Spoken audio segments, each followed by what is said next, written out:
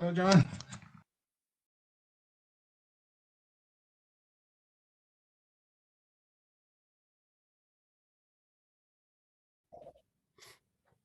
Good morning.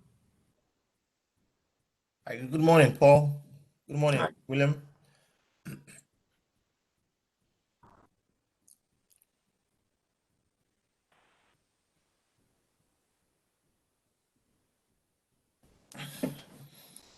William, you're on mute.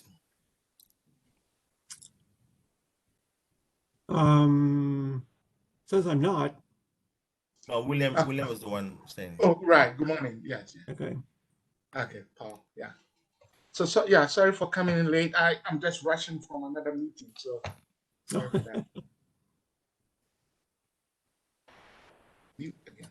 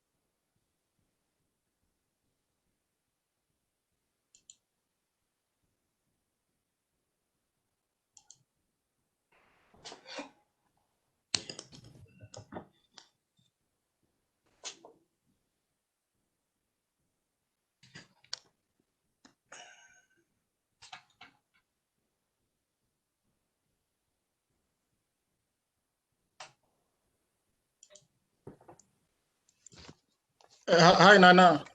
Iber's session is on Thursdays, right? Thursdays 4 to 5.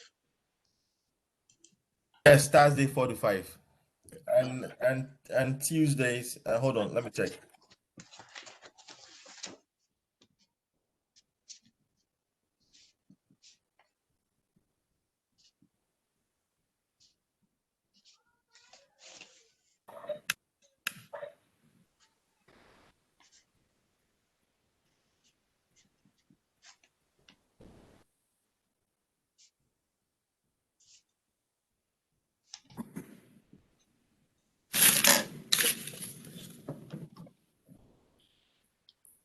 Tuesdays and Thursdays 4 to 5. All right.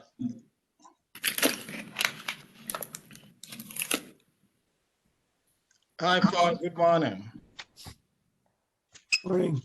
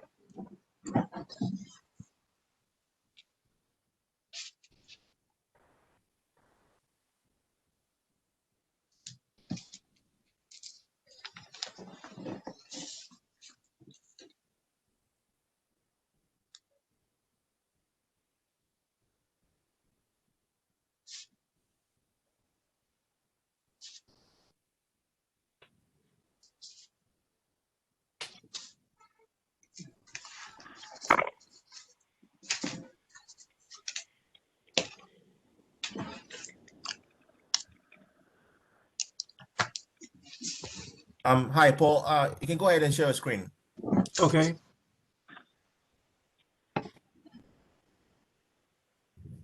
Yeah, Paul, can you wait for maybe another 5 minutes so that we can see your faces? Sure. So if you can wait here so we can see, I want to see your faces to see how you are all doing.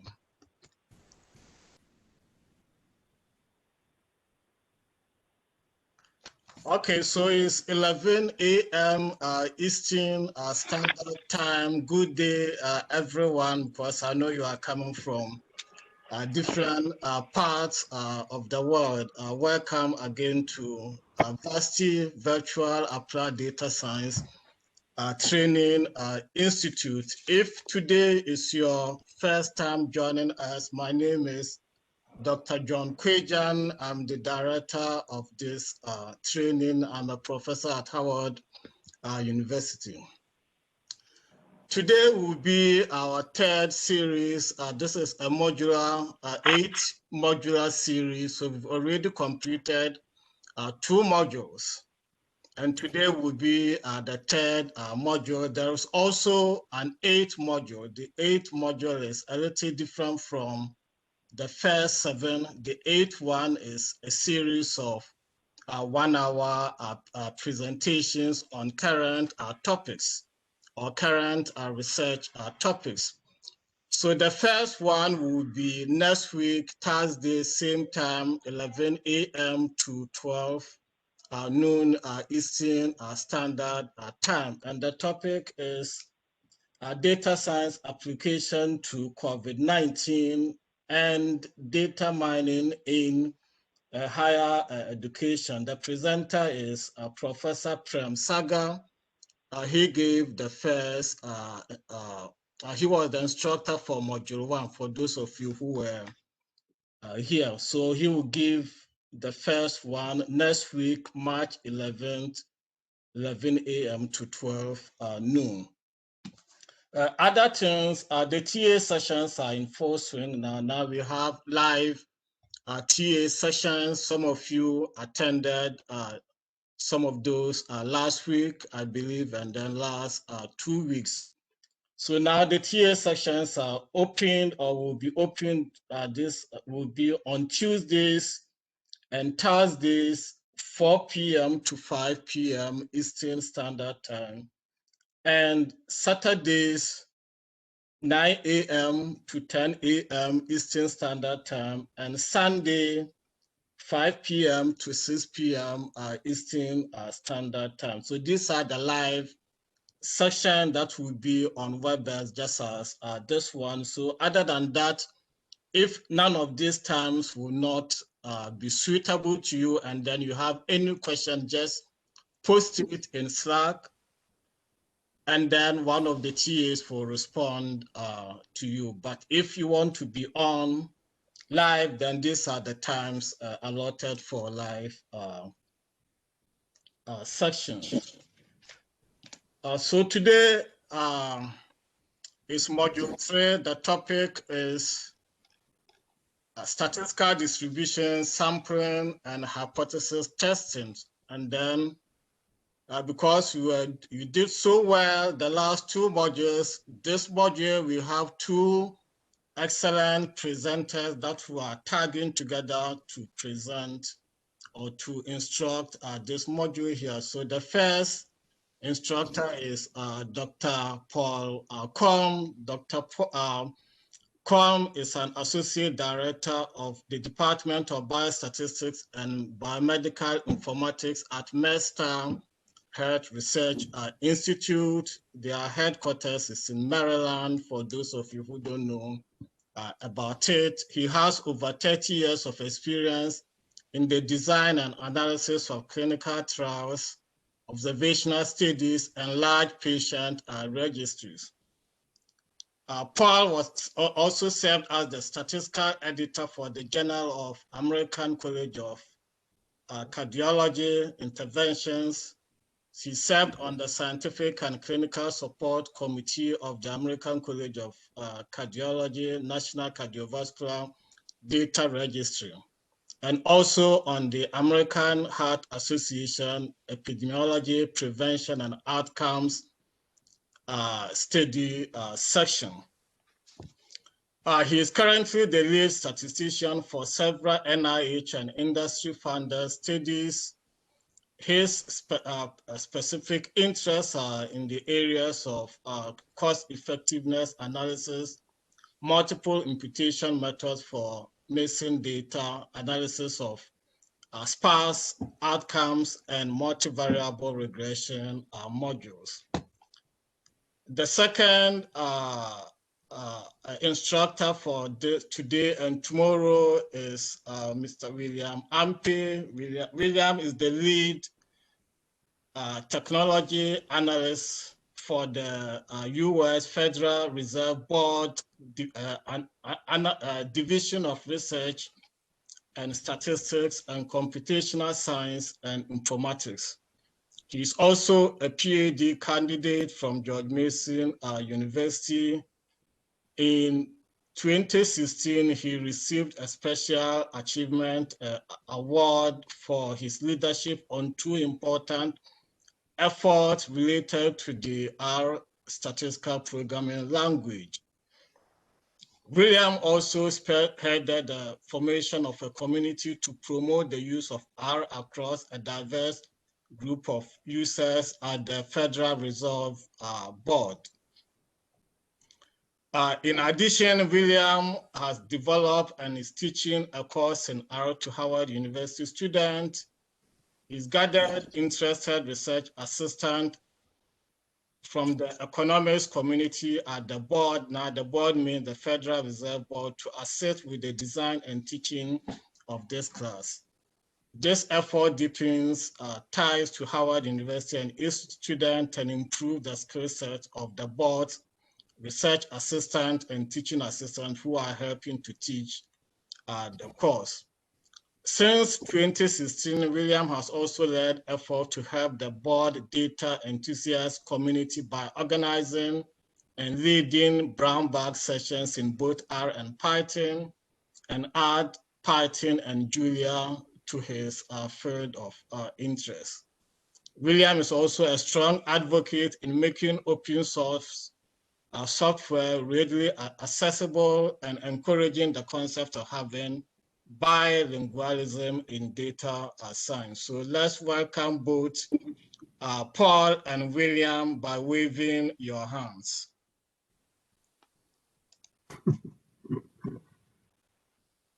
Okay, so I'll hand it over to Paul. I believe you are the one going to start. So Paul, over to you. Okay, let me share my screen here.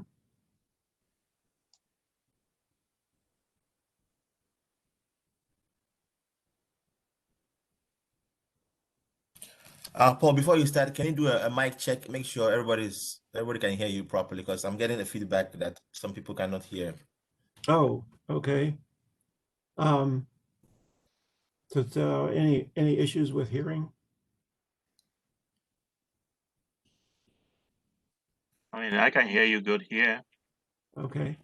Okay, that's good. Yeah. All good. Okay. Okay. All right. Okay, so the topic for today, of course, is basically statistics.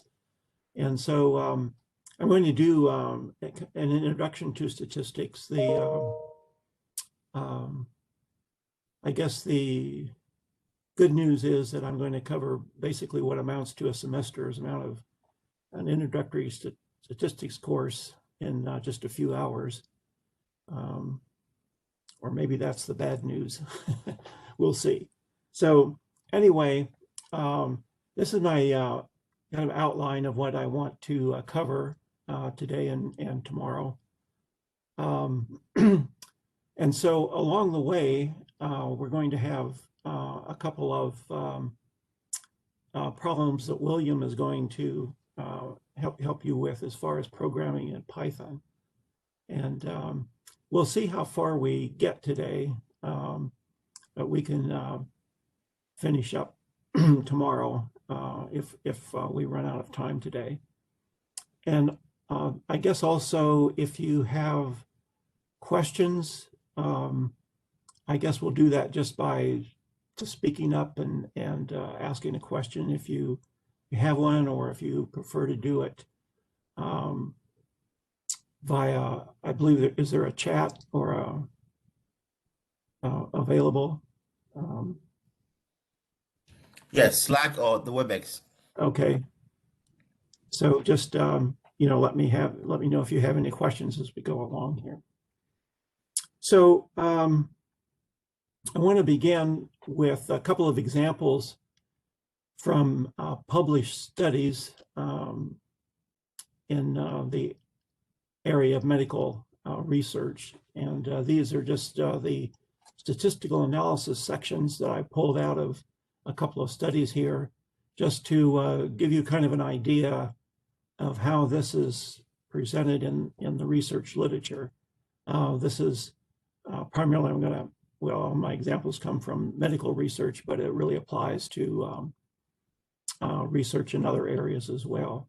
So they start out here by saying this was a post hoc analysis. So they make the assumption, of course, that everyone who's reading this knows what all these things are, but that's not the case in a lot of for a lot of readers. So basically, like a post hoc analysis means that this is an analysis done after the main analysis was done and published in a previous study. And then they mention things like analysis of variance, the Kaplan-Meier method, Cox regression. So it's, there's a lot in there as far as the statistical methods go. And then another one that I've pulled out is even longer and has more statistical methods in them. The Kruskal-Wallis test, Poisson and negative binomial regression, hazard ratios, and the Cox proportional hazards model. And then, and this is a fairly complicated study. We have the situation where patients have the potential for multiple non-fatal cardiovascular events. And so there's a method for taking that into account. So what I want to do is kind of give you sort of a feel for what statistics is about. And so if you are reading some studies, or you're doing a study yourself, you have some idea of what statistics is about and the different statistical methods that are used in scientific research. Okay, so we'll begin with the very basic idea here of what are statistics. So there's really two answers to this. So the first kind of statistic we're going to talk about are what are called summary statistics, or you may know them also as descriptive statistics. And so these are summaries of individual measurements. So for example, a mean, which most everybody's probably familiar with, or means. So we have a collection of measurements from different individuals, and we're going to do some sort of summary of those individual measurements. And so if we're taking individual measurements, what does that imply? Well, it implies that we have variability, because not everybody has the same value.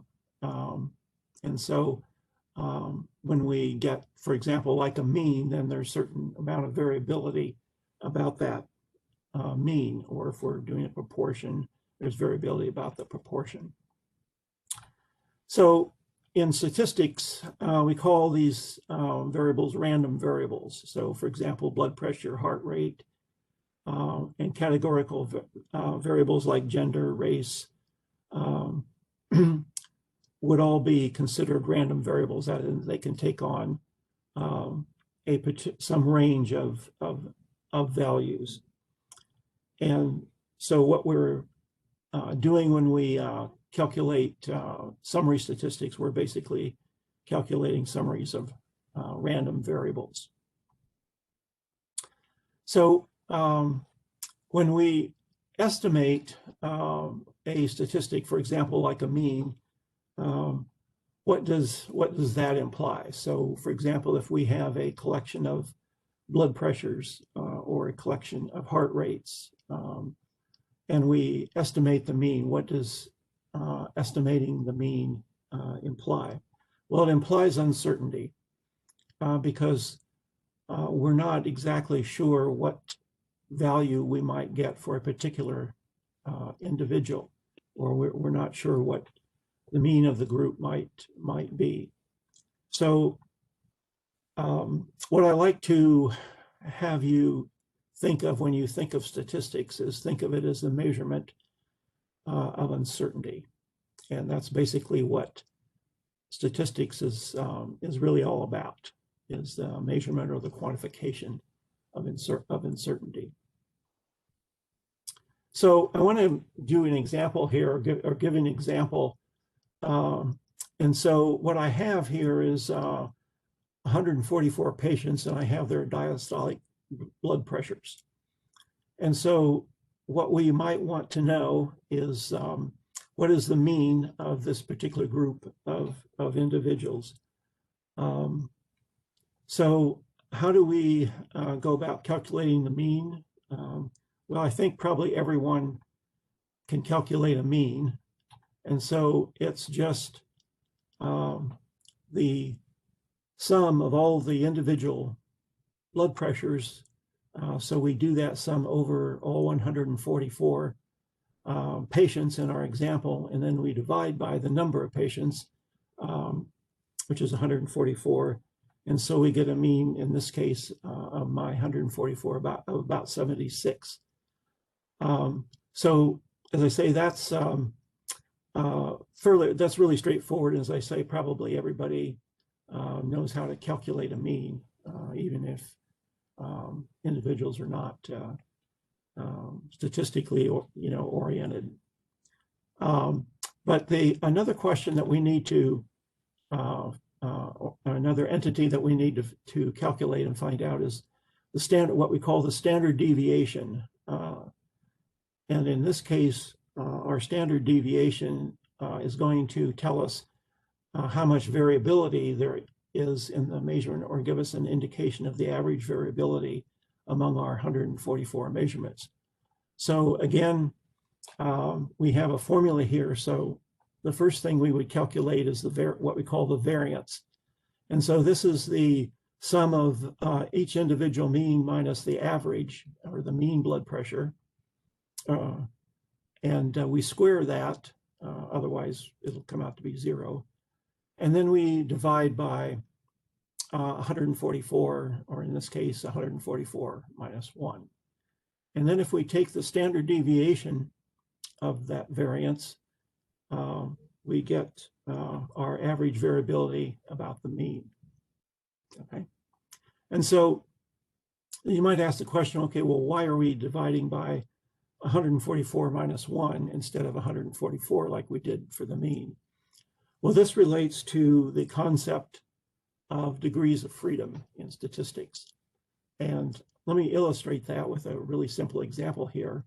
So our degrees of freedom are the components of a statistic that are free to vary. And so let's say that we have 3 numbers, x1, x2, x3, and we know that they sum to 100. Okay, so the question is then, and let's make this easy on ourselves, we'll say that, that x1, x2, and x3 are integers. So what value, what integer value can x1 take on? So if we think about that, obviously the answer to that is, well, it can take on any value. Okay, and so let's say that x1 is equal to 50. Well, what about x2? What value does that have to take on, or can it take on any value? Well, and of course the answer is, well, it can take on any value. Okay, does someone have a question? Okay.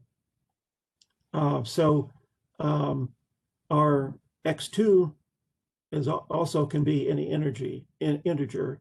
And so let's say that that's equal to 40. Okay, now about x3. Can x3 be any integer? No, the answer is no. It has to be 10, okay? So in this case, we have what we would say, what we would call our degrees of freedom are equal to 2, because we have two numbers that are free to vary, but once they're known, the third value is set. It has to be a certain value. So in our example, when we calculated a mean of the blood pressures, we divided by 144. But once we know that mean, that statistic, when we calculate, I'll go back to my standard deviation slide, I've already calculated this statistic, this mean. So that means that I have one less degree of freedom now. So that's why I'm dividing by 144 minus 1, okay?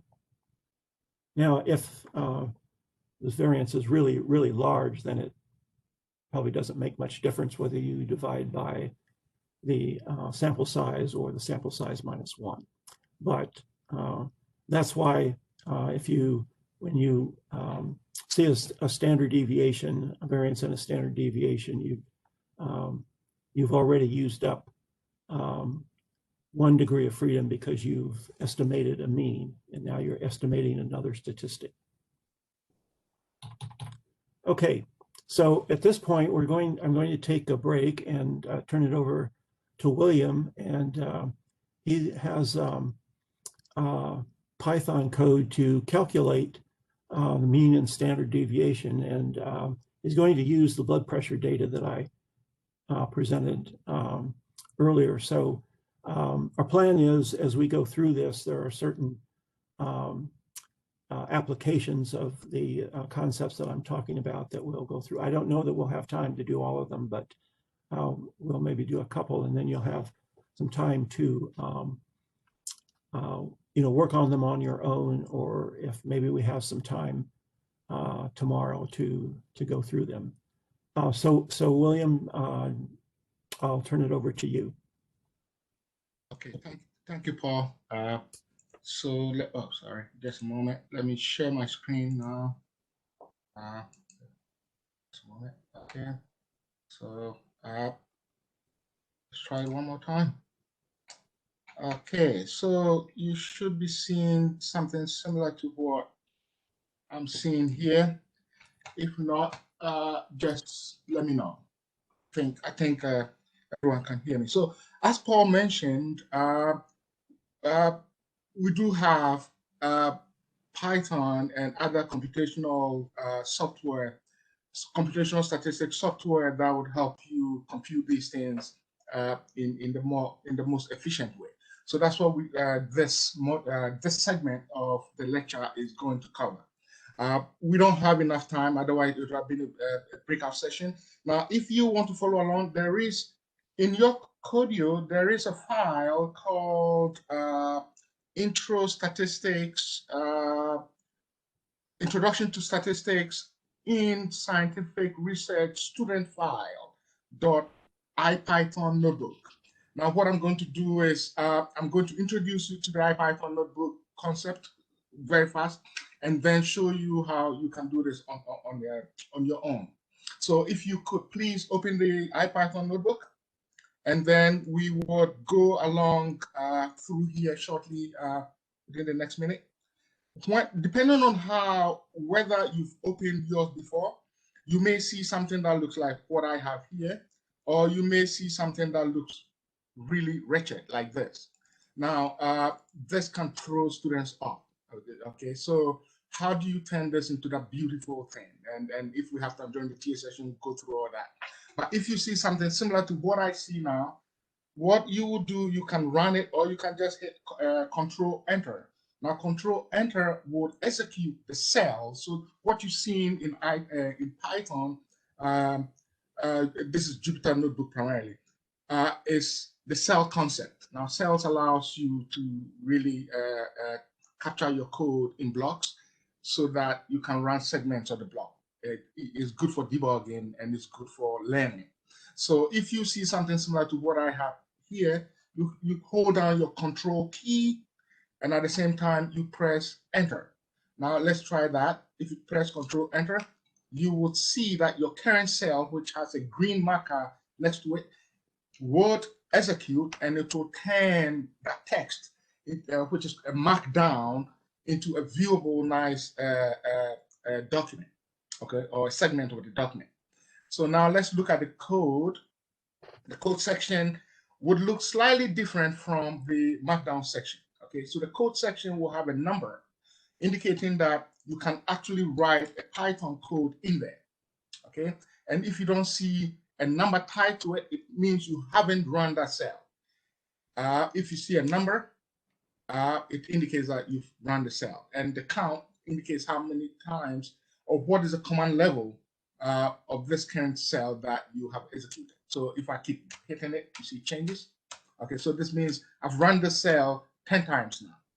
Okay, and if you want to see the output, all you do is you press the class, it gives you a cell, and you can just do your print A. Okay, so just a quick intro through this and get your output. So that is how you go through this. Some other people also like running the cell by hitting the run. To me, it's a waste of time. You have your cursor here, you have to go up and then run the cell. To me, it's a waste of time. It's Control Enter or Shift Enter. Shift Enter says run the cell and move to the next cell. Okay, so let's say we add another cell here. We move this cell up by using this arrow key. Very soon you know how to do this using the shortcut. So I've gotten this cell, I hit Control Enter, I'm still in that cell. If I want to move to the next cell, it should be a Shift Enter. And you see it moves to the next cell, and then a Shift Enter will take you to the next. Okay, so that is what this entails. That we have a bunch of packages that we'll be using throughout this course. And so I've put all of them up here. You should have these things in your environment already. If you don't, then all you do is just uncomment this, okay, and then run. Or if you already have it, now you find out if you have it or not as we go down. So don't uncomment and run. Just leave it as is. You see these things, we'll talk about it during the TA session. These are called cell magics. Cell magic allows you to run other shells in Python. Okay, so a single will execute just a single line. A double percent says everything in this cell has to be run using this environment. Okay, so with this, I'm able to run the whole of this Linux command in this cell. So this cell here is no longer a Python set of it's no longer running the Python engine. It's running the Unix shell engine. Okay, so once you do that, you'll be seeing something that says your packages are being installed. Now we've done all the installation. We come down and we're going to use certain libraries or packages to compute the statistics that we have at stake. Now, from Paul's slides, we need to compute the mean and we need to compute the standard deviation. Before you can compute those things, you need data. To get data, we're going to use this numeric computation library called NumPy. We also need this package pandas to help us manage the data. And then we need random along the line, and we need to visualize. So use a Seaborn or Matplotlib. For now, we're going to use Seaborn. And so these are your libraries. Now, what I've done is I try not to mix up my libraries with my code. Okay, move your libraries up and move your codes down.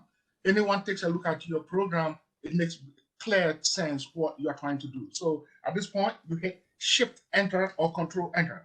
Either one will work. Control Enter, recall, will run and leave you in that environment. I mean, in that cell. So this cell has executed.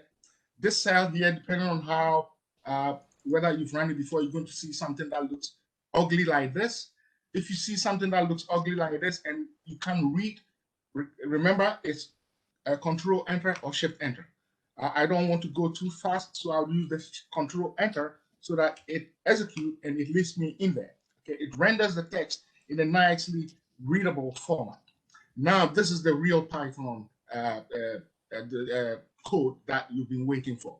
How do you get the data that Paul has on this slide, which would look something like, so Paul has data which looks like that, and we want to capture the data into Python.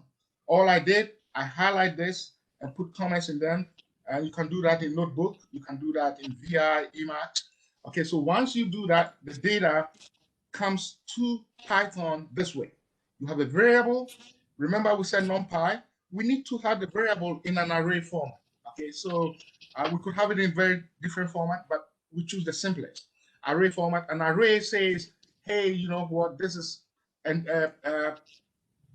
what package did we use? A NumPy array, and the NumPy array is a function. Okay, so in Python, the function is open parent, close parent, and then the content for the NumPy array from the programming concept is square bracket, and then you have a square bracket to denote it. You take out the last comma, and you have this data. So if I run this data, alternatively, okay, you could also go and read this data which we have in your environment. So this guy here. Okay, so this guy here is what that is.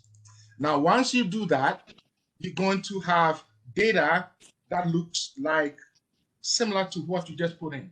Remember, in Python, you can either use a print or you can just type the name of the variable. Okay, so if I type the name of the variable, it will just print. Now, if that is too much, what I do is I copy this, and then, or even I take this out. Okay, I add a new cell, and then I put it in there. So that's how I follow someone's code if I don't understand it. Okay, so the code is too much, I break it out. Okay, I have a portion that I understand, Control Enter, and it will not display anything because you didn't ask it to display.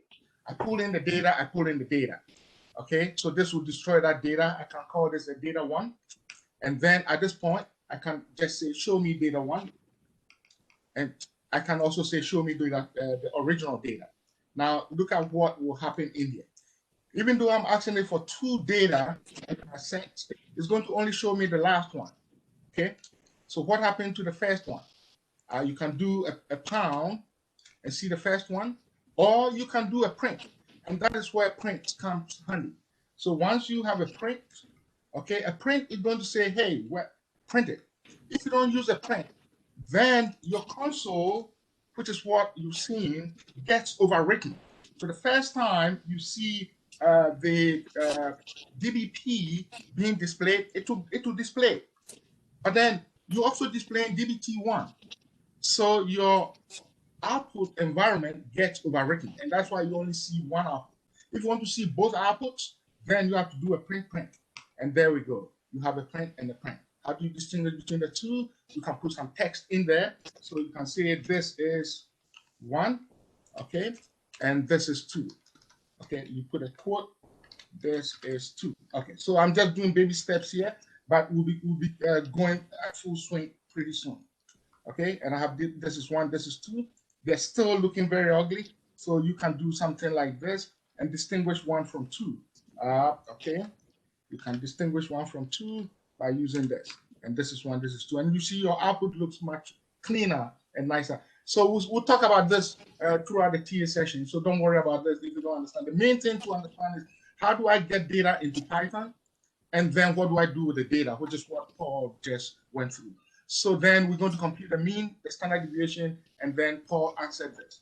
Okay, so now let's see how you compute the mean and the standard deviation. For the mean, we're going to use the sum. Okay, so we're going to take the sum of the variables.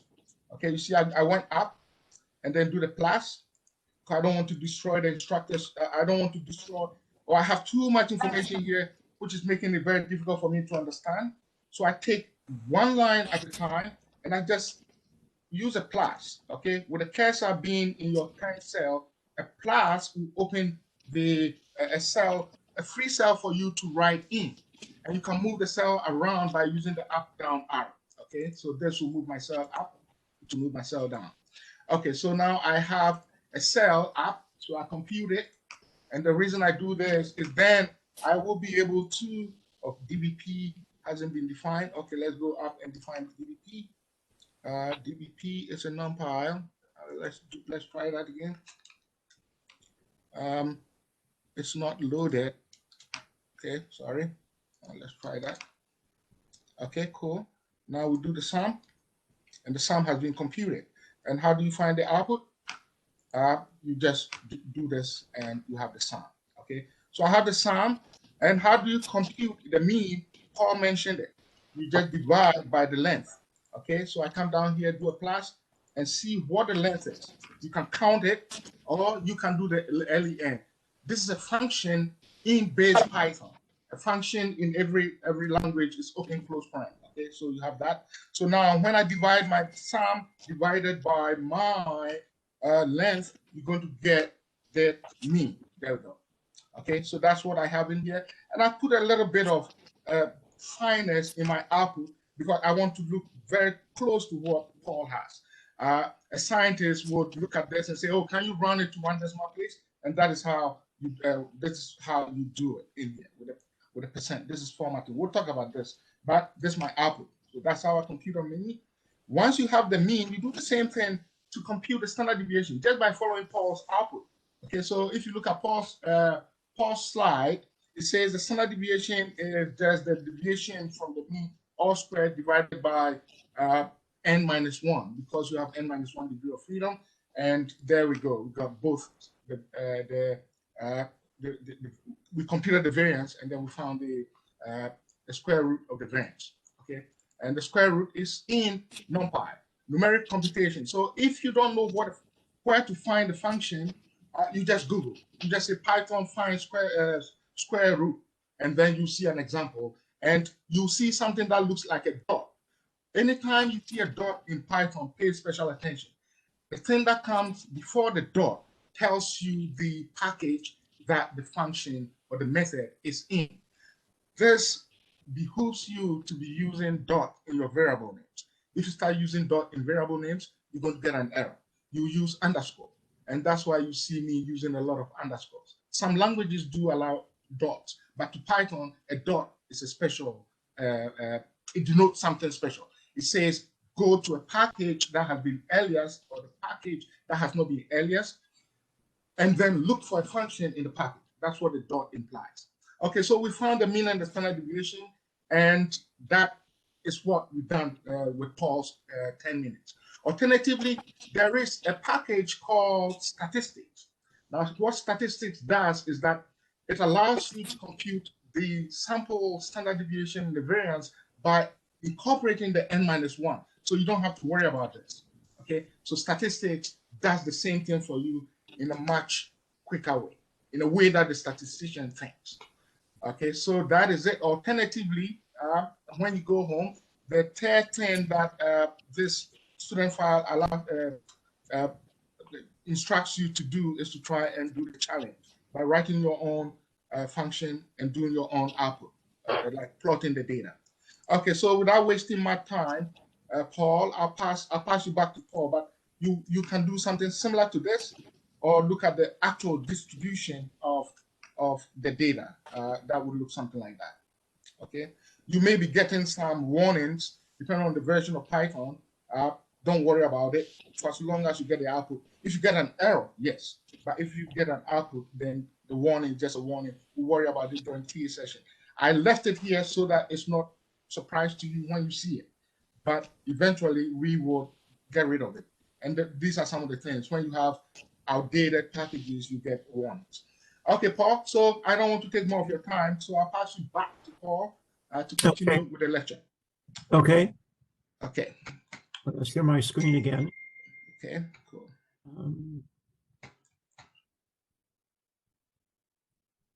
Here we go.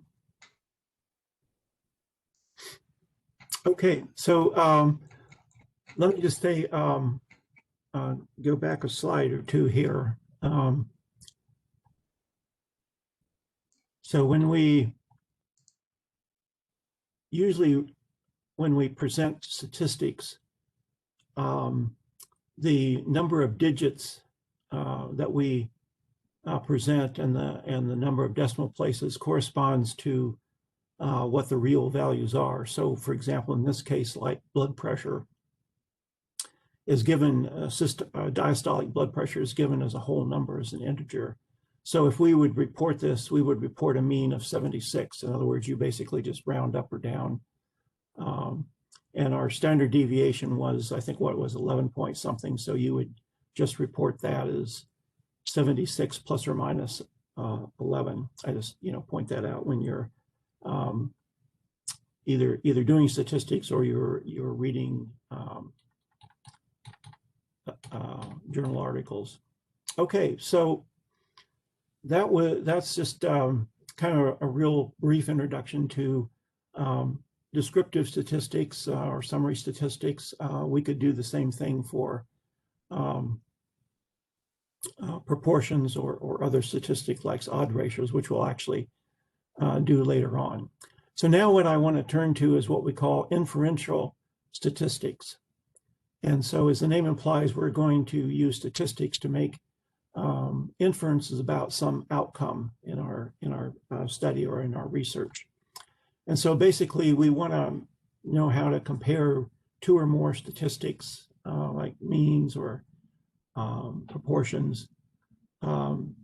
And then we want to look at, we might want to look at relationships, the association or correlation of random variables, like what is the, that we'll look at later is the correlation of, say, cholesterol and age.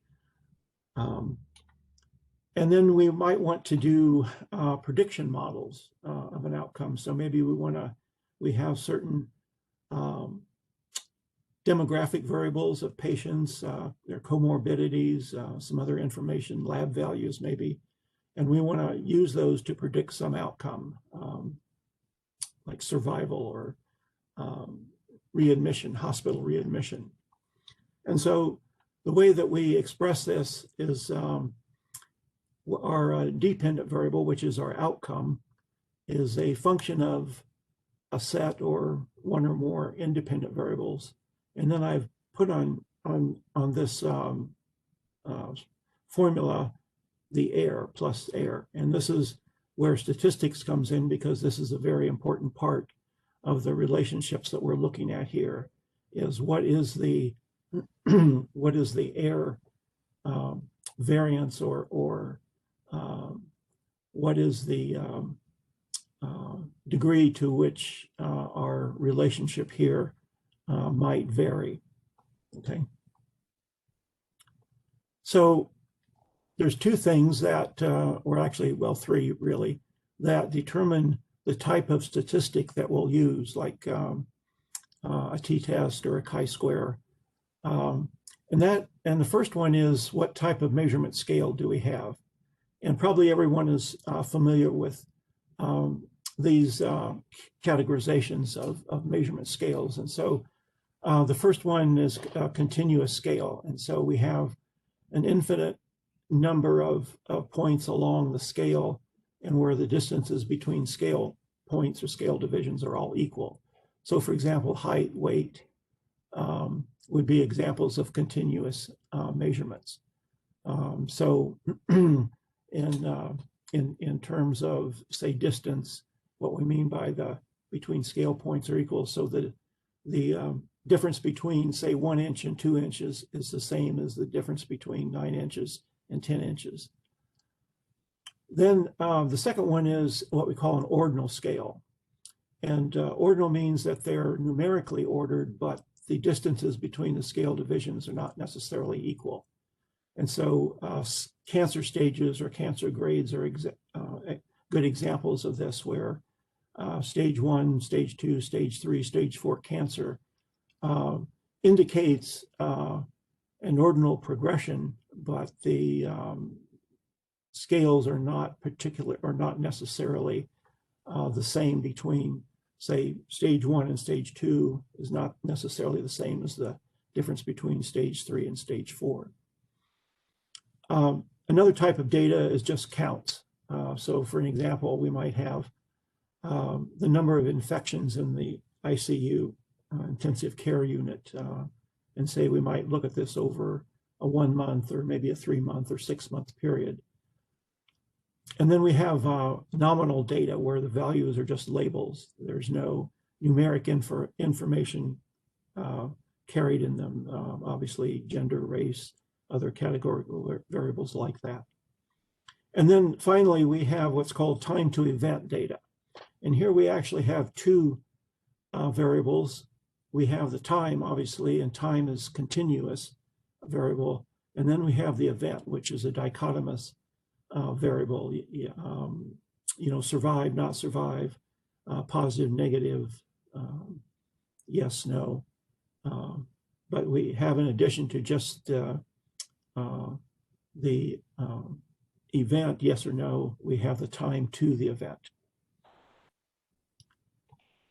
The second thing that we need to know in order to do the right inferential statistics is the research design. And this is just a very general categorization of research designs.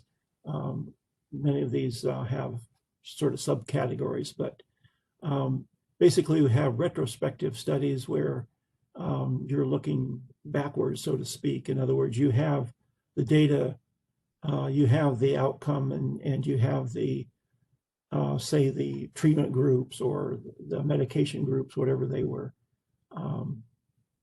whatever they received. Prospective studies, those that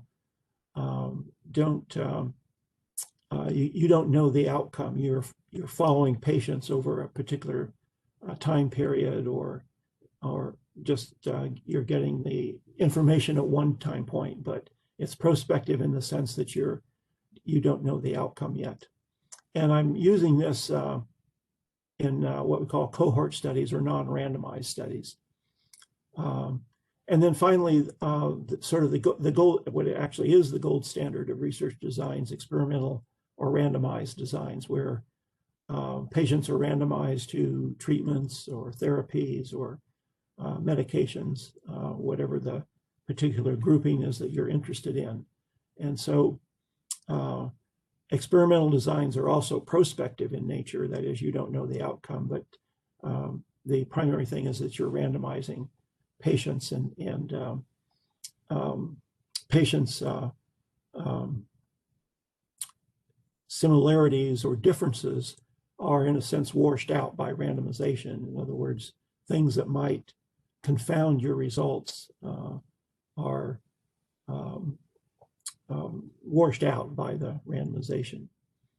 And then what this implies, and then you also have to have some research question that you're asking, or some particular aim or hypothesis that you're going to test. So those are things that we, or the status, if you're using the services of a statistician, that they would need to know in order to do the particular or the correct statistical analysis of your data. So this next section is really sort of the key to understanding statistical inferential statistics and the ideas of hypothesis testing. And so in statistics, when we talk about a population, what we're referring to is the universe of all patients that we're interested in, or all subjects or participants in your study. So for example, I might want to look at all coronary artery disease patients that are undergoing percutaneous coronary intervention. Or maybe I want to look at an outcome in, say, all male patients with testicular cancer under the age of 65. That might be my universe. But when I do research, of course, I don't have the resources to measure everybody or to get data from every patient in the population.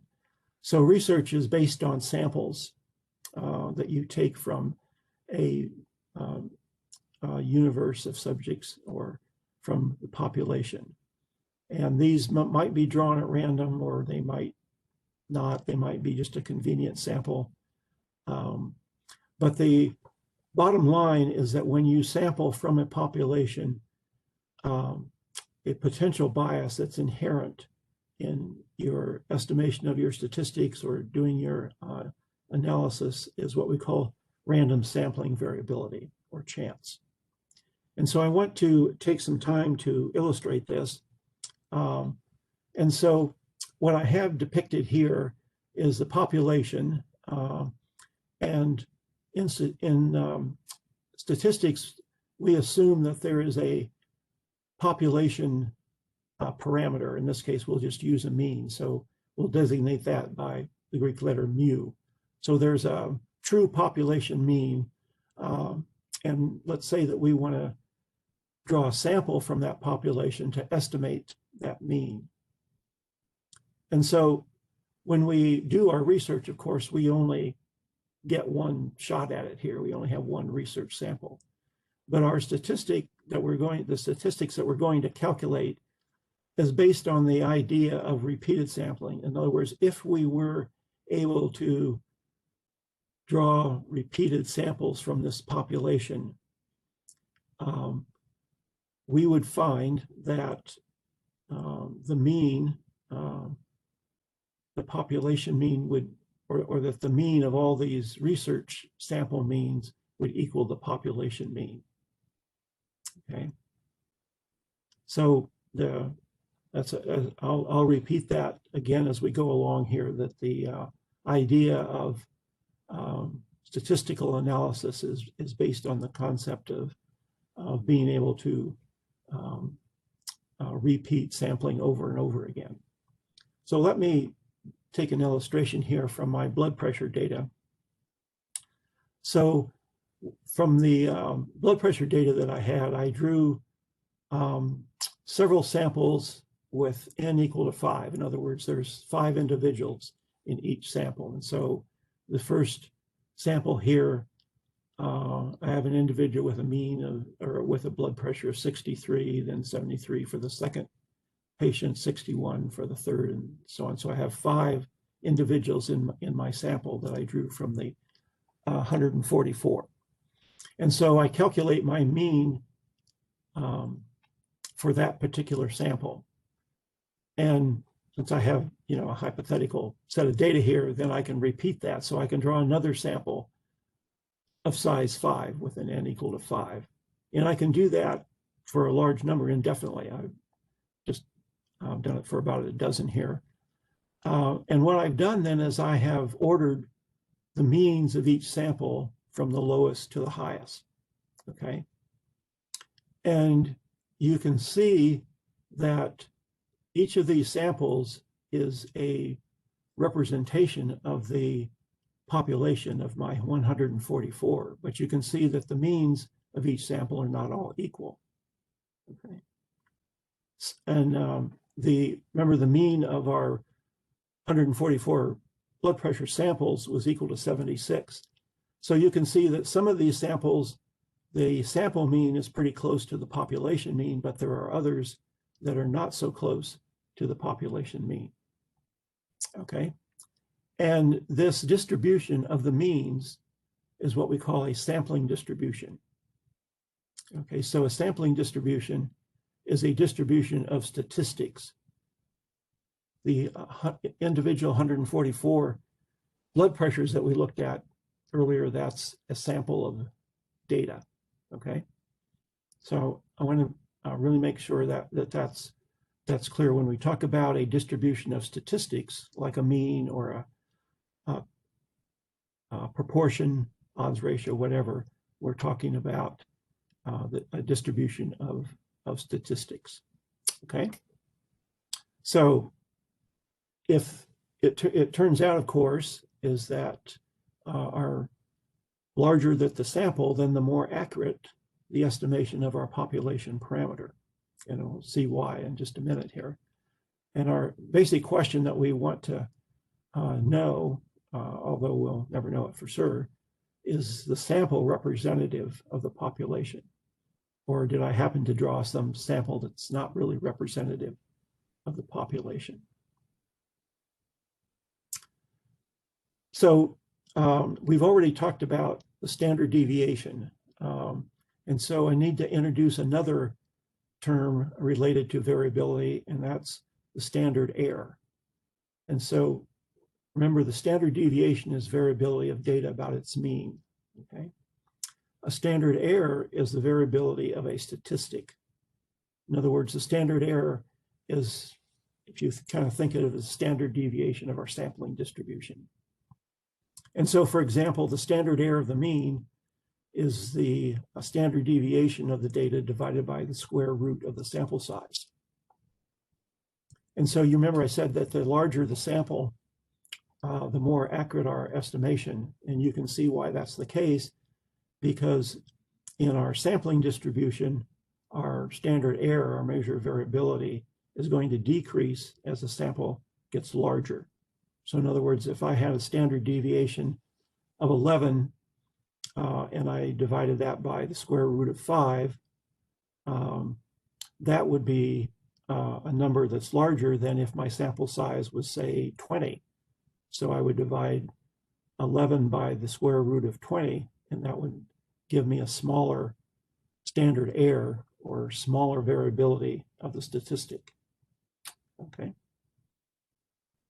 So the next slide is pretty busy, but I want to go through this in detail here, because this is really key to our understanding of estimating statistics and then eventually of doing inferential statistics. So here I have some more samples from my blood pressure data, and I've calculated the mean of each, and then I can get a standard deviation, and then I divide that by the square root of 5, because that's my sample size here is 5, and so I get a standard error, and I rounded all these off to integers. And so then I can, once I know the standard error, then I can compute what we call a confidence interval. And this interval, of course, has a lower bound and an upper bound.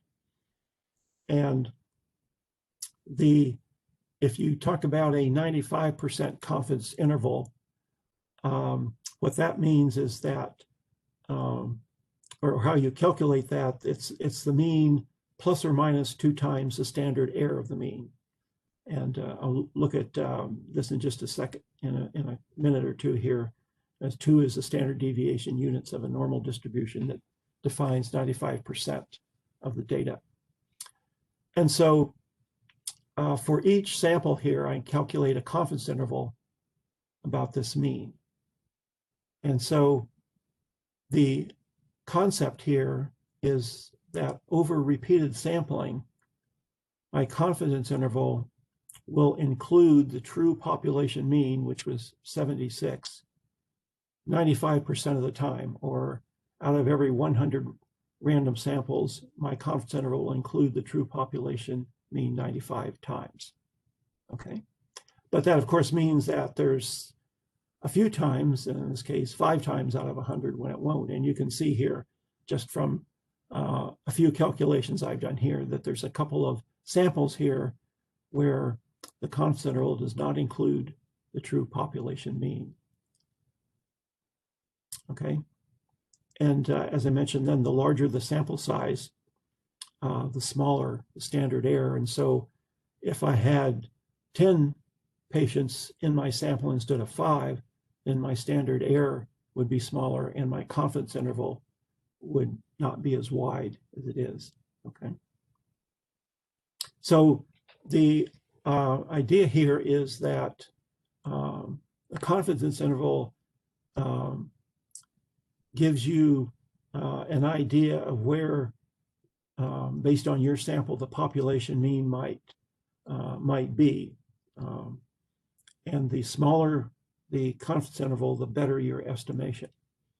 Okay, because you're more confident of what the true population mean is. Okay, any questions so far? Okay, so then when we talk about a confidence interval, what we mean then is, again, the idea that over repeated sampling, or if we were to be able to sample from our population a large number of times, that a 95% confidence interval would include the population mean 95 times out of every 100 random samples. We could also calculate a 99% confidence interval, and that would mean that 99 times out of 100, our confidence interval would include the true population mean. Okay. So the way that we are doing this, as far as calculating the confidence interval, is we're going to use theoretical sampling distributions. And theoretical sampling distributions, of course, all have a mathematical formula. And so they're easy to calculate probabilities of random variables and their occurrence in a population or in a sample.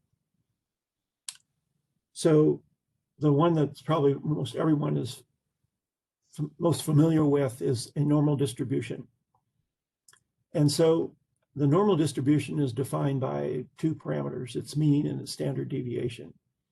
And it's a symmetrical distribution in which the measures of central tendency, i.e. the mean, the median, and the mode are all equal. So here I've represented my blood pressures, say, for example, that have a mean of 85 and a standard deviation of 5. So the area here is, this is one standard deviation from the mean. And it turns out that in a normal distribution, whatever the mean and the standard deviation is, that -1 to +1 standard deviations constitute 68% of the area under the curve, okay? And so when we come to calculating confidence intervals and when we do hypothesis testing, the most common cutoff point that is used is the 0.05 level. And so in our normal distribution, 95% of the area under the curve is between about -2 and +2 standard deviations. And so, of course, if we have 95% of the area within those, then we have 5% of the area that is outside that. And so in this case, I have 2.5% in each side of my distribution, on the minus side and on the plus side. Or in statistical language, we call these the tails of the distribution. And so I would have 2.5% in the left tail and 2.5% in the right tail. And so this is where I get the 2, when I multiply my standard error times 2, because it's two-sided or two-tailed, okay?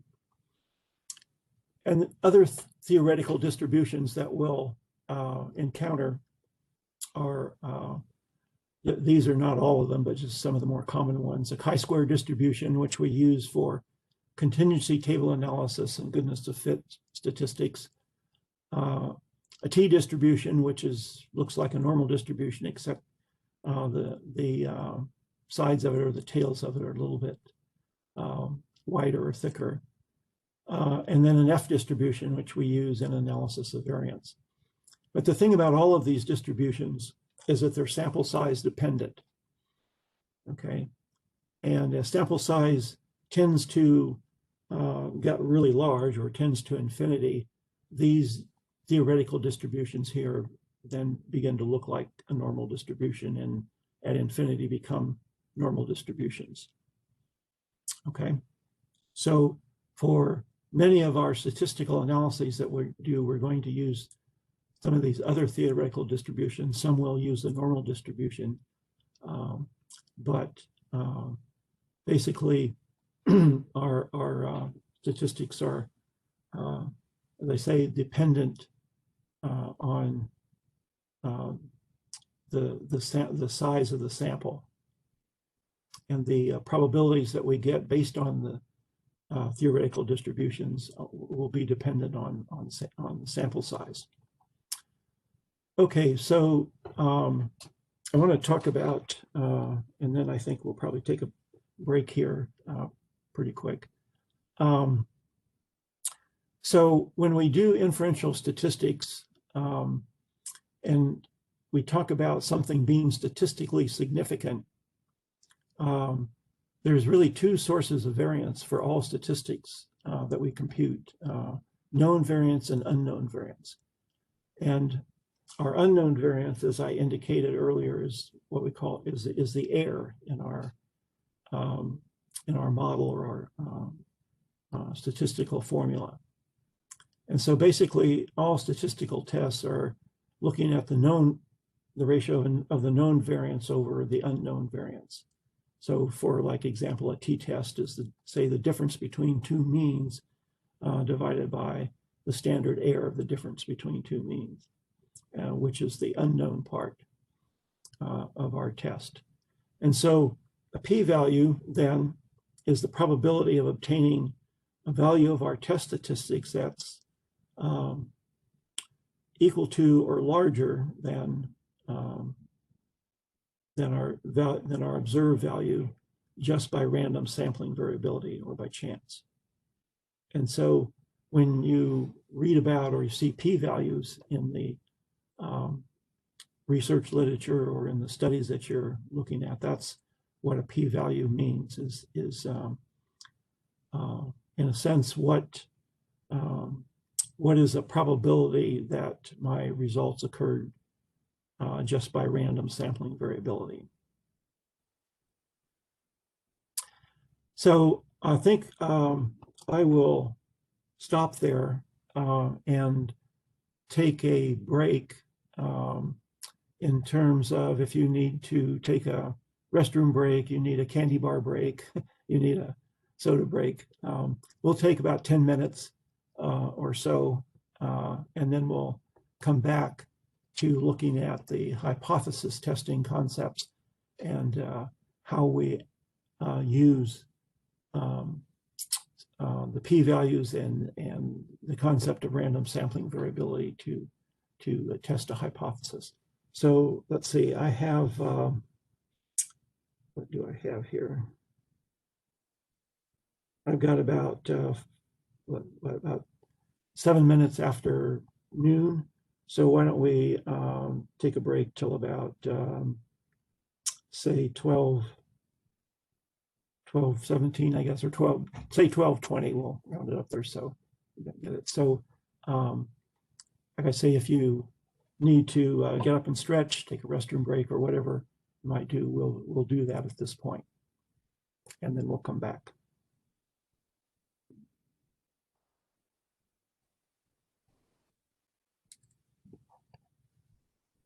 And then not to jump the queue, but if you have any questions, please post them in the chat, or you can basically send it. Just select where it says the two. You pick like John Quiggin and just type the text and it will go to John Quiggin. So you can either target your question or you can make it generic by just posting it to everyone. Okay, thank you. Okay.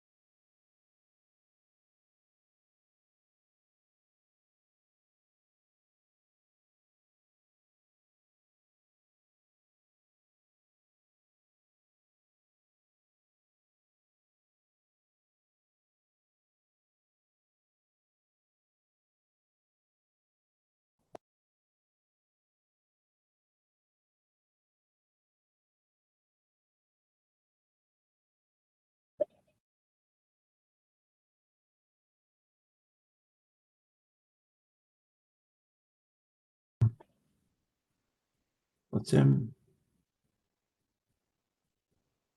everyone hear me okay now? Okay, so we're good to go. So let's continue. So what we want to discuss now is the concept of hypothesis testing. And so I've pulled a couple of sets of data from my blood pressure data, and I've just designated those as treatment and a control group. So these would be a total of 10 patients, 5 in each group, the treatment, 5 in the treatment, 5 in the control.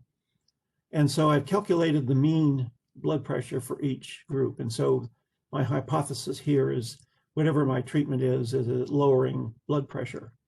And so in the treatment group, I come up with a blood pressure, I get a mean of 81, and for the control, a mean of 86. And so the question that I'm asking is this, well, ultimately what I'm asking, is this a meaningful difference? Is the 5-point difference in millimeters of mercury a significant, but first I have to ask, is it statistically significant? And so what I mean by that is, did this difference occur just by random sampling variability or just by chance? And so when I do hypothesis testing, that's what I call the null hypothesis. I'm saying there is no difference between the means of the treatment and control groups, or more precisely, I'm saying that this difference occurred only because of random sampling variability or by chance. It's not a true difference, or not a meaningful difference. And of course, my whole alternative hypothesis is that there is a difference.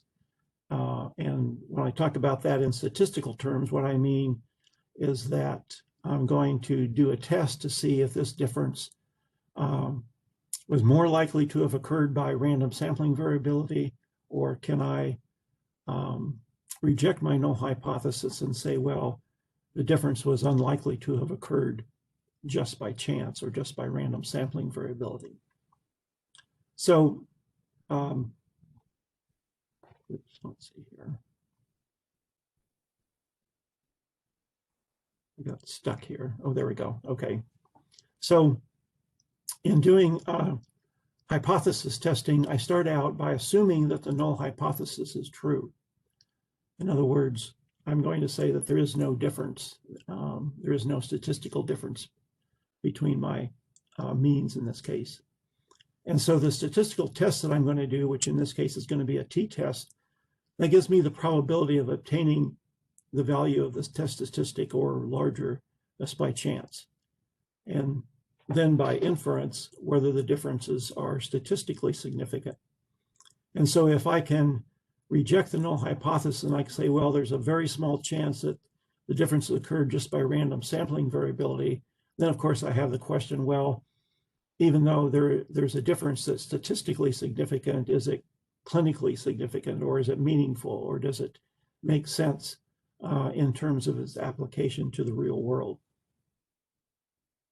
So when I make a statistical decision, and many of you probably have seen this if you've taken a statistics course, where we can set up a 2x2 table where the rows are the conclusions that we make from our statistical test. The columns are the true situation in the population. And so in the upper right-hand corner here, we start there. So if we decide on the basis of our statistical test that there is a difference, in other words, we have a p-value that's small, or we can reject the null hypothesis, but in reality, there is no difference, then what we've made is what's called a type 1 error. And that's assigned a probability of alpha, okay? On the other hand, another incorrect decision we can make is what's called a type 2 error. And this is a situation where, based on our statistical test, we say there's no difference, or we didn't find any difference we didn't find a statistical difference between our groups, but in reality, in the population, a difference does exist. And we've made what we call a type 2 error, and we assign that probability equal to beta. The other primary cell here that we're interested in is where we make a correct decision. That is, based on our statistical test, we conclude there is a difference, and in the population, a true difference exists. And that also has a probability, which of course is equal to 1 minus the type 2 error, 1 minus beta. And in statistical terminology, that's called the power of a statistical test. And so typically when hypothesis testing is done, the type 1 error is traditionally set at a probability of 0.05 for making a type 1 error or making the alpha error. And power is set usually at 80%, sometimes 0.85 or 0.9 for the power. And so those are the decisions that we can make. The other one down here is also a correct decision, but if there's no difference, then, and there's no true difference, then we really don't have anything to say about our study. So these are the decisions we can make, and the errors in the decision are labeled the type 1 error and the type 2 error and assigned probabilities. And the one that's is focused on primarily is the alpha error rate, which traditionally is set at 5% or 0.05. So let me carry through an example here with my treatment and control groups. And so I have the mean and the standard deviation. So the standard deviation for the treatment group is 5, and the standard deviation for the control group is 6. Information I need to know to carry out my test of whether these two means are statistically different. And so essentially my t statistic that I'm going to calculate is the difference in means divided by the standard error of the difference. So that's my known variance divided by my unknown variance. And as I mentioned, other than the normal distribution, all the other distributions are dependent, are sample size dependent. So I have a number of t distributions that I could use, but it depends on the sample size. And so as we went over before, the concept of degrees of freedom is the number of components of a statistic that are free to vary. And so to illustrate this in my example here, and this is just for one group, the treatment group. So I have the individual values, blood pressure values here, and then this is the mean of the treatment group. So I subtract those, square all those up, and in terms of my degrees of freedom, I use 5 values to compute the mean. So when I get to the last one here, since I've already used up 1 degree of freedom, then my degrees of freedom is now 5, the number in the group minus 1. So in other words, this is the first 4 values can be any number of my individual values here, but once they're known, then the last one can only be one particular number. So my degrees of freedom here is 4, 5 minus 1. So the difference between two means then is the difference divided by the standard error of the mean is my t value for my t distribution, and it has degrees of freedom n minus 1 plus n2 minus 1, where the n's here represent my 2 groups. So in this case, you can see that since I had 5 in each group, my degrees of freedom for my t-test here is going to be 8. 10 minus 1 plus I'm sorry, 5, not 10, 5 minus 1 plus 5 minus 1, or 4, or 8, I'm sorry. So here's the calculation for the t-test. So here's my difference in means, and here is my common standard deviation. And then because I'm doing a standard error of the mean, which is dependent on the sample size, I multiply it by the sample size or the sum of the reciprocal of the sample size in each of my groups. And so if the number of groups was different, or not the number of groups, the number of patients in each group was different, then this would be whatever numbers they are. So if there's 5 in one and 10 in the other, then this would be 5 minus 1 plus 10 minus 1, and this would be 1 over 5 plus 1 over 10. So it turns out that if I carry out this computation, I get a value of minus 1.4. And so now I would go to my t-distribution that has 8 degrees of freedom, and it turns out that that value is minus 1.4. And so in my t-distribution here, which does look like a normal distribution, but I find my cutoff point here, my p-value, or my probability of 0.0975, which is about here, then I can see that this is inside the 95% area here.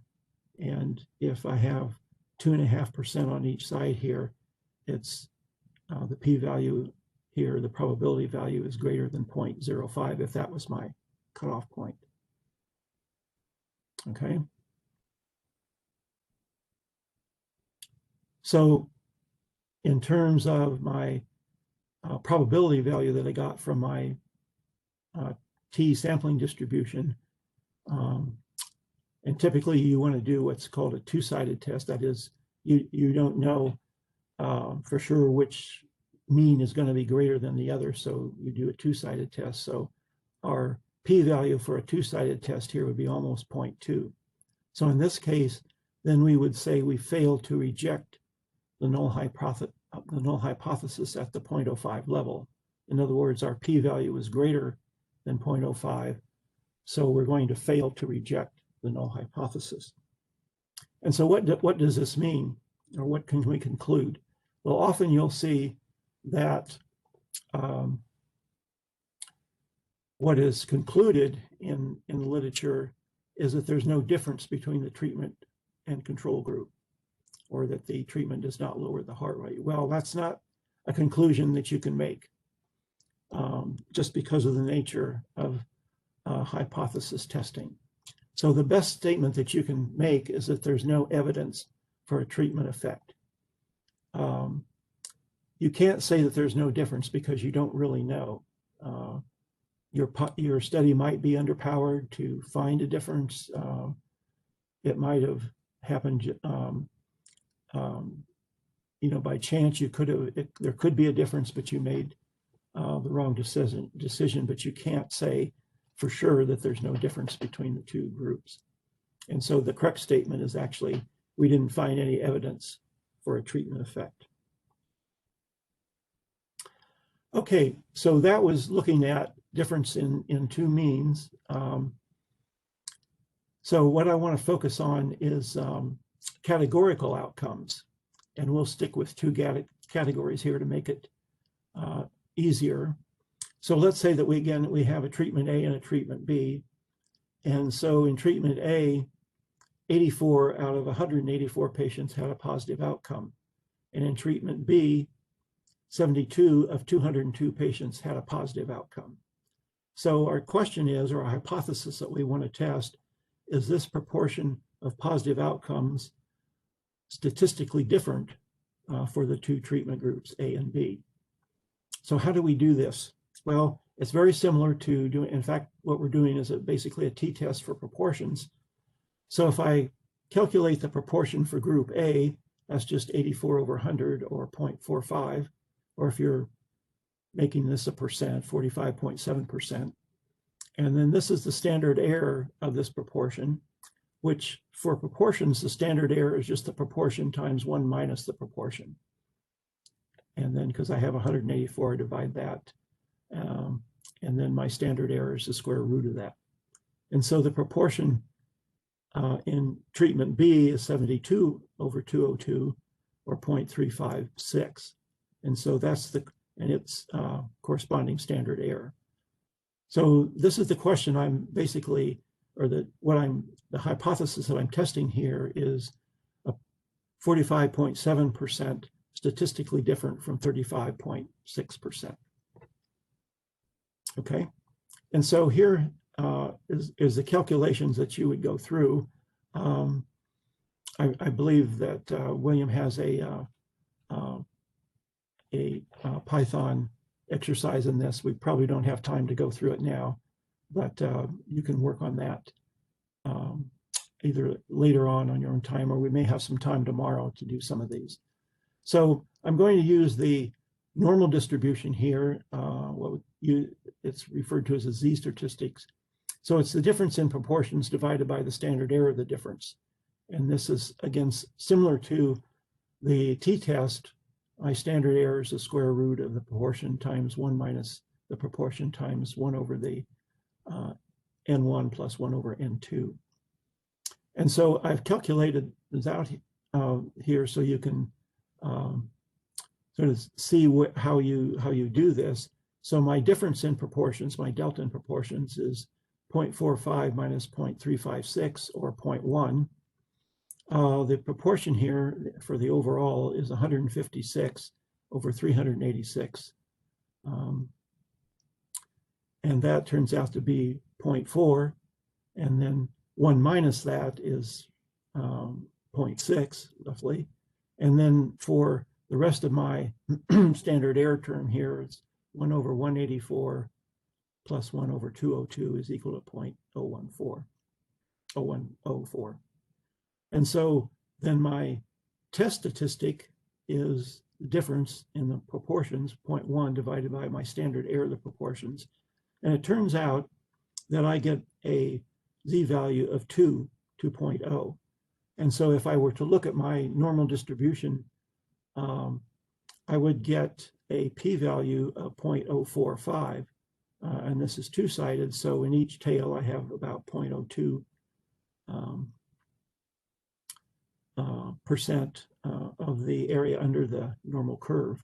So now in this case, if I was to do my hypothesis testing here, and I'm using the 0.05 level to say that it's statistically significant, then in this case, I'm going to reject the null hypothesis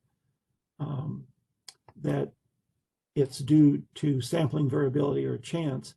And so my conclusion is going to be that treatment A resulted in a statistically significant greater proportion of positive outcomes than treatment B, 45.7% versus 35.6%.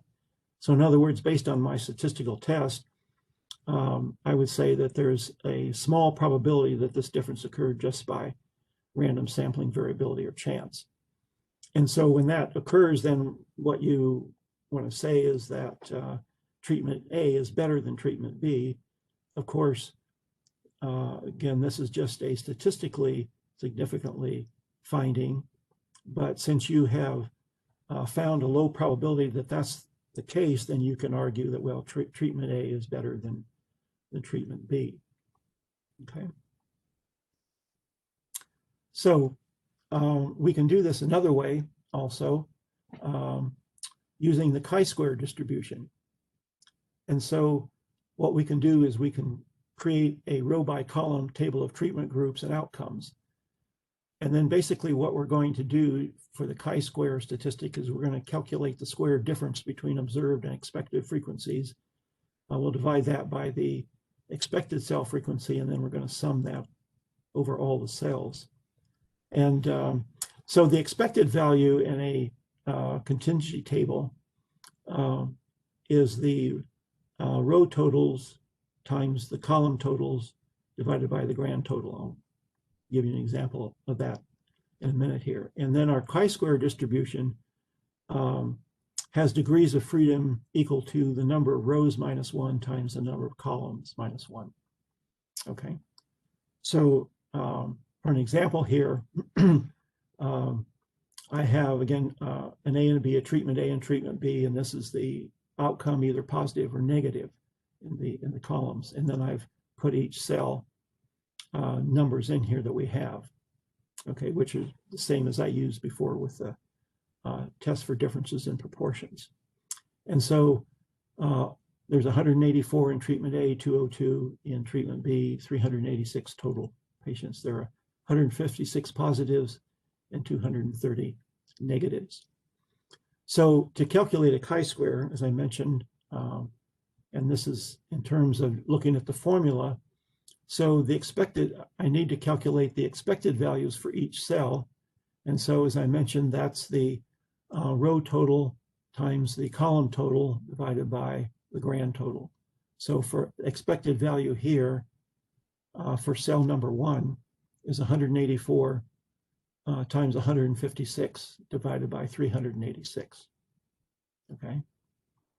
And so I do that for each cell, and then I sum those up. So here's my expected, or my observed minus my expected squared, and then I'm dividing by the expected, and I sum those up for all 4 cells. And if I do that, then I get the chi-square that I indicated before, and this is how we write it. A chi-square with 1 degree of freedom is equal to 4.0, and the p-value is 0.045. And you get the p-value by looking that up in the chi-square distribution, and that you can do easily on statistical software anymore, or other software, and you can do that in Python as well. And the exercise that William has for this shows you how to do that. So the other information that we can get from a 2x2 table that's important to understand is the concept of risk. And so if we have a prospective study, then we can calculate what's called the relative risk. And so that's just the number of people who who had the risk factor present, who actually have the disease, divided by the total number that have the risk factor present, and then you divide that by those with the risk factor absent who actually have the disease, divide that by 202, and you get a risk ratio of 1.2. So that means that the way that you interpret this is that the people with the risk factor present have about a 1.3 or 1.3 times more likely to have the disease than those who don't have the risk factor. And when you do relative risk like this, you can calculate a confidence interval. And so you can see that if the confidence interval includes 1, then that means that these two, the denominator and the numerator here, or the numerator and the denominator here, are equal. And so there's no difference in risk between the two groups. But here, in the way that we've set it up, those that have the risk factor present, or if this was treatment groups A and B, then we'd say that group A was 1.3 times more likely to have the disease than those who have the risk factor absent. And you can get a p-value for this, which is just what we've actually already calculated that. It's the same as calculating the chi-square for this 2x2 table. If our study is retrospective, then we calculate what's called an odds ratio.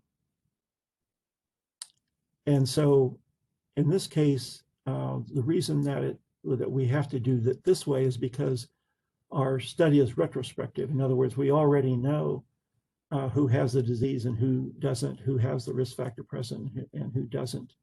Whereas in a prospective study, we don't know the number of the proportions who are diseased and not diseased. So it's a true estimate of the incidence of disease. But in a retrospective study, we don't. So the way that we do that is that we look at the odds that patients with the disease had the risk factor. So that's, in this case, 84 over 156.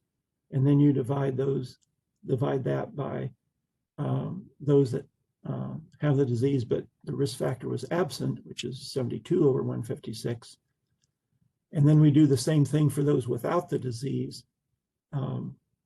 those who have the risk factor present but had no disease, and then divide that by the proportion whose risk factor was absent but didn't have disease. And so I carried this out here. As it turns out, for an odds ratio in a 2x2 table, if you set it up this way where the rows are the risk factor or the treatment groups and the columns are the disease or no disease, then the odds ratio is just, if we label our cells here A, B, C, and D, then the odds ratio is just the count in cell A times the count in cell D and divided by the count in cell B times the count in cell C. So you can just, basically it's a cross multiplication thing here to get the odds ratio. And so now when you get this odds ratio, we get 1.5, so it's a little higher than it was calculating the risk ratio. But then we would conclude here that the odds of disease for those with the risk factor present is 1.5 times greater than those with the risk factor absent.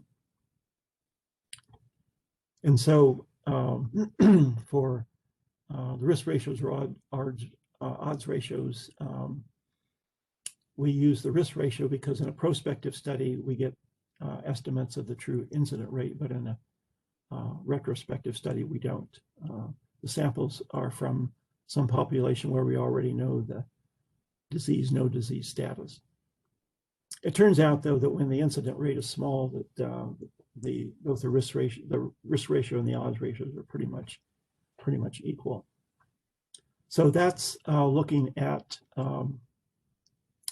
categorical outcomes with both a t-test for independent proportions using the normal distribution, using the chi-square distribution, and then calculating risk and odds ratios. As I say, William has Python example, or how to do these examples in Python. So at some point we can go through those, or it may be that you can go through them on your own. Okay, so then let me kind of sum up here about p-values and what we're doing when we do hypothesis testing and get a p-value. So a p-value is not the probability that the alternative hypothesis is true, nor is it the probability that the null hypothesis is true or false. And it's not necessarily an indication of importance or meaningfulness.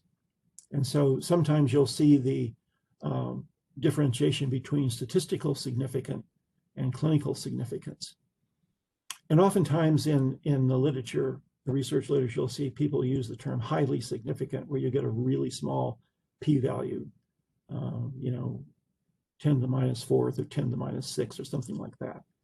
But that's not, but you can't really talk about being highly significant, because that's putting a kind of a value label on significance. Significance in terms of hypothesis testing, it either is or it isn't. So if we have set our alpha error rate, our p-value at 0.05 is sort of the cutoff, then if the p-value is smaller than that, then we can reject the null hypothesis. But what we're rejecting from a statistical standpoint is that the difference occurred because of random sampling variability. If we had set our p-value at, say, 0.001, and we get a p-value of 0.05, then it's not statistically significant. And then another phrase that's often used is a trend towards significance. So you get a p-value that's not quite 0.05, and researchers or investigators will say, well, it's almost significant, or we have a trend towards significant. Well, that's not really true either. As I say, when you do hypothesis testing, it either, depending on what your cutoff point was for making a wrong decision, it either is or isn't. Okay, so what a p-value is, it's the probability of obtaining a test statistic as larger than that what was calculated, assuming the null hypothesis is true. And I want to emphasize this again. The underlying assumption here, or the underlying concept, is the idea of repeated sampling. That if I were able to repeat my sampling process over and over again, then I would get these results either just by chance, just by random sampling variability, or it would be unlikely that it would have occurred by random sampling variability. And the p-value that you get is, of course, dependent on the sample size, which is then a consideration you need to account for when you plan a study. And then a point that I really try to emphasize is that the p-value that you select for your hypothesis testing is arbitrary. 0.05 has become sort of, I guess, what I would call an entrenched tradition, but it's actually not necessarily the cutoff point that you want to use for your particular study. Maybe you need to use a p-value of 0.1, or maybe you need to use 0.01. So that would, but typically what you'll see is that everybody uses the 0.05. But again, that's just tradition. Okay, so let's see, William, let me ask, do we go to 1 or to 130? It's 130. 130. Oh, okay. So I got a little while to go. Okay. So those are kind of sort of the basic concepts of statistics, descriptive statistics and inferential statistics. So what I want to do now is talk about particular statistical methods. And so the categories here are parametric and non-parametric statistics. And parametric statistics are those that assume some theoretical distribution for the data or the test statistic. For non-parametric statistics, we make no assumptions about the distribution. And so the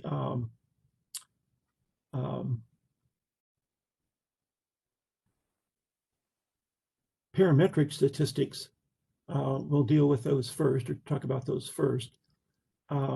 And so the first concept I want to talk about is correlation, because virtually all research, whether it's medical or otherwise, is concerned with in some way correlating variables, 2 or more variables. And so if we look at just 2 variables and the correlation between the 2 variables, what we're assessing is essentially the linear rank ordering of the 2 values, how the values change, or how the values of one change in relationship to the other variable. And you're probably all familiar with the correlation coefficient. So this is how we can quantify the relationship between 2 variables. And it ranges, the correlation coefficient can range from -1 to +1, where -1 means that we have a perfect inverse relationship. That is, as one variable is increasing in values, the other one is decreasing in values. The perfect positive relationship, where you have a correlation of +1, means that as one variable is increasing, so is the other variable. If we get a correlation coefficient of 0, then that means that we have no linear relationship between the 2 variables. So I have another data set that I want to look at to illustrate these. So I have 25 patients here, and I have their cholesterol values, their weight in kilograms, and their age in years. And so probably one of the questions I could ask is what's the relationship between cholesterol and age? Are they correlated? And so it turns out that if I take the cholesterol and I correlate that with age, in other words, I look at the paired variables here for each individual, I come up with a correlation of 0.8. Okay, so what does that mean? Well, it means that there's a pretty strong correlation between cholesterol level and age. And it means that as age increases, so does the cholesterol level, because we have a positive correlation, and it's pretty strong. It's 0.8. Okay, and then we could do with weight and age, cholesterol and weight, we could do the same sort of thing. So this is what we mean by a correlation between two variables. We can also look at it between two or more. That's a little more complicated, which we're not going to do in this session.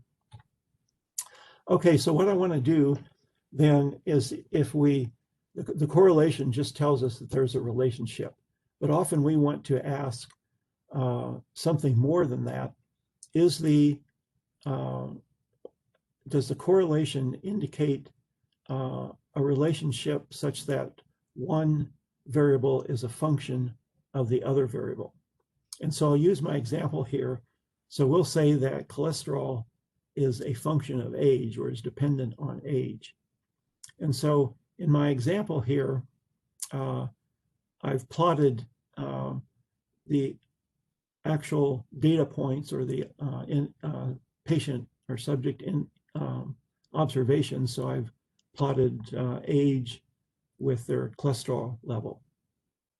And then this is the regression, what we call the regression line, that shows the relationship between cholesterol and age, cholesterol as a function of age.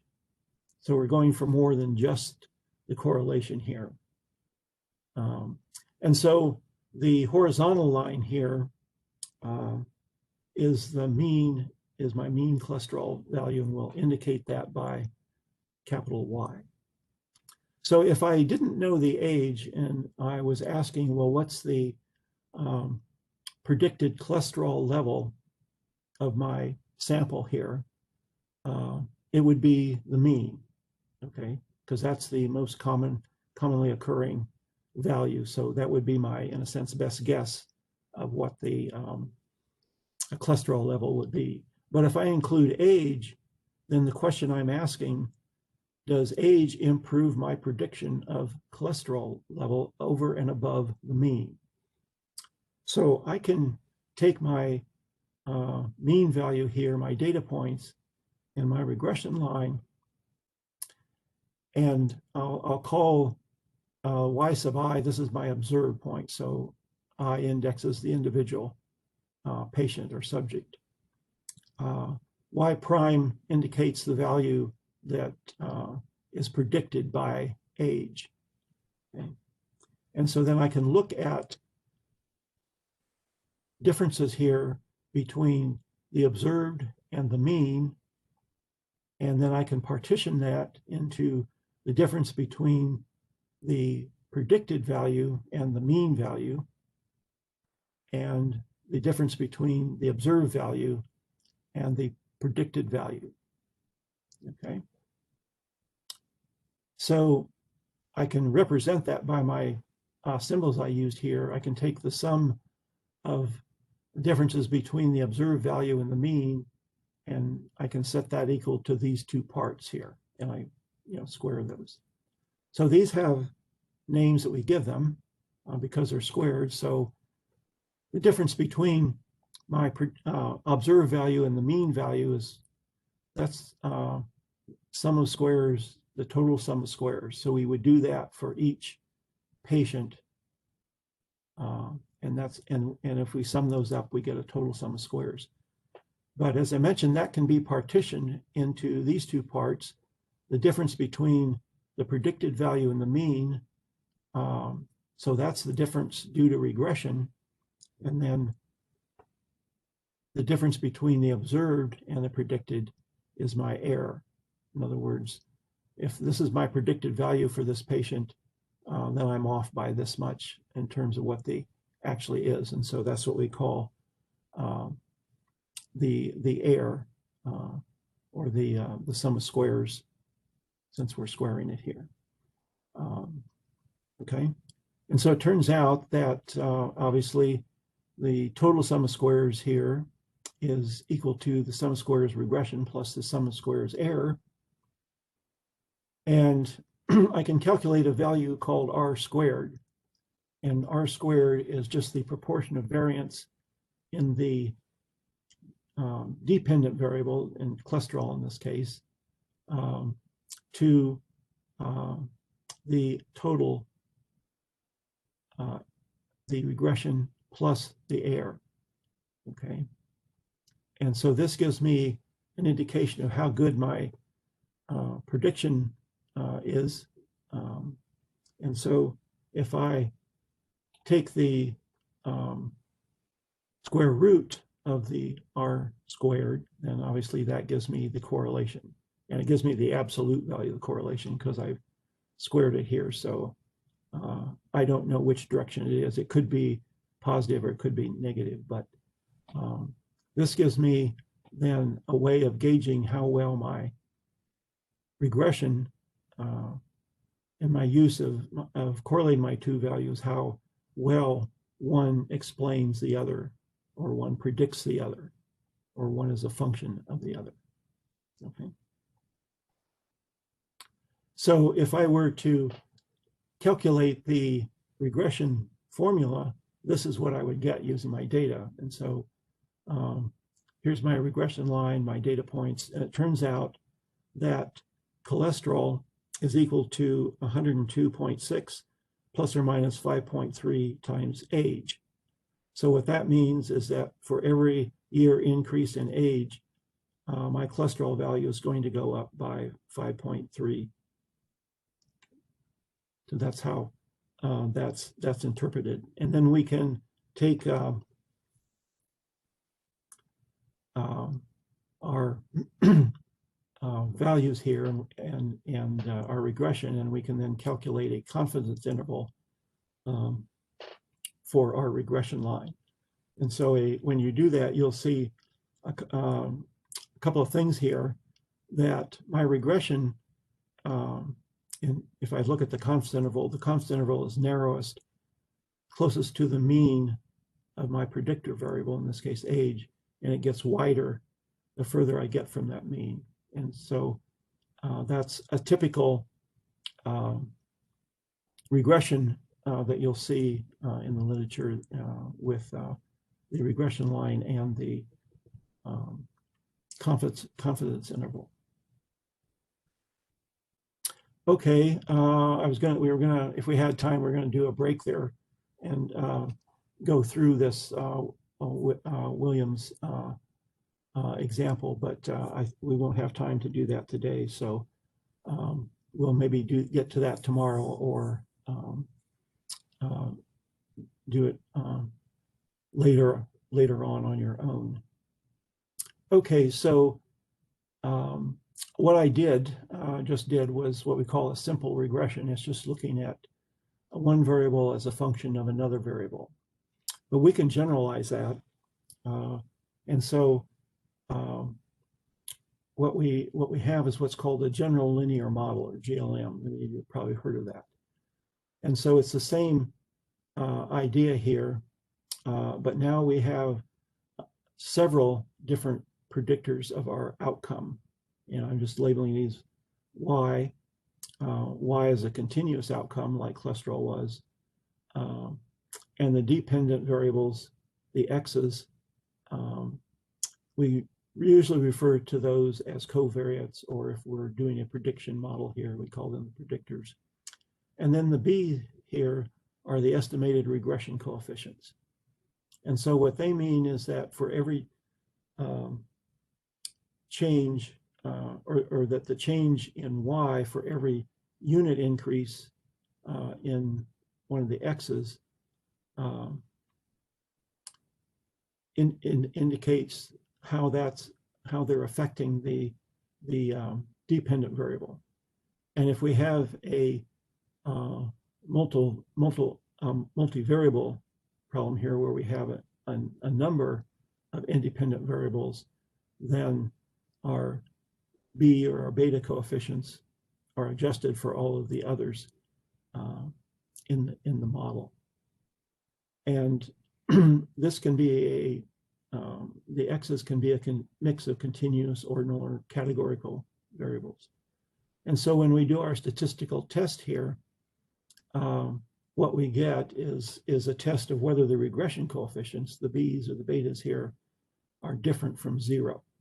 Because obviously if this regression coefficient is 0, then it would drop out this term in the model. So our statistical testing then here is whether just by chance, by random sampling variability, these regression coefficients are equal to 0. If they're not, then that would mean that we have a variable that is influencing or affecting or predicting the outcome variable, or is likely predicting that rather than just chance. So we have special cases of the GLM, and so if we have this situation where y is continuous but x is dichotomous, in other words, it's a 1 or 0, yes, no, positive, negative, then that's just a t-test. So we can express a t-test as a special case of the general linear model. If all of the x's are categorical, so say we have we've dichotomized age at 65, so we have age 65 and or less or greater, we have gender, male or female, and we have some others here that are categorical, then we have what's called analysis of variance. But if we have a mix where some are categorical, some are continuous, then we typically refer to that as analysis of covariance. But the idea here is that we want to see what the influence of these independent variables or predictor variables have on the outcome in a continuous case. Okay, so then we have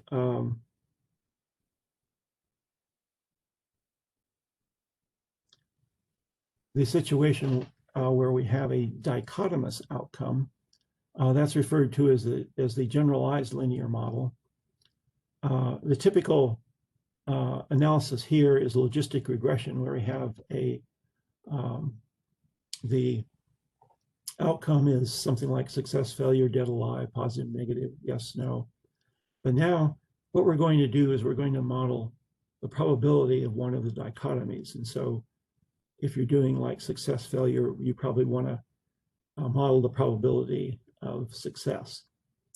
And so EXP here refers to the exponent. So if we exponentiate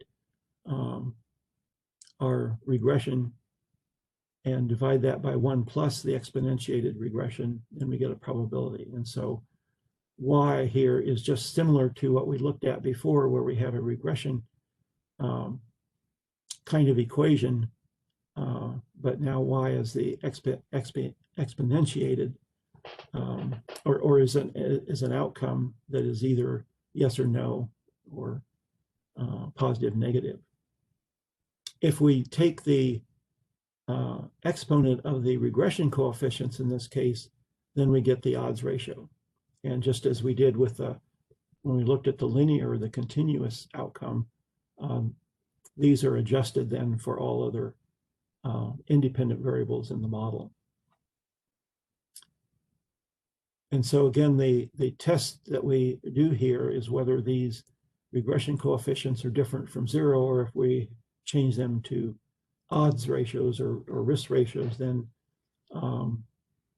we're testing whether the odds ratios or the risk ratios are different from 1.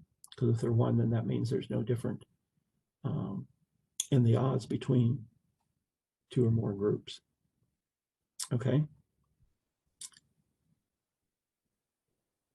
So we've already sort of looked at this, a special case of logistic regression where if in this case both the y and the x are dichotomous, then we have our contingency table here.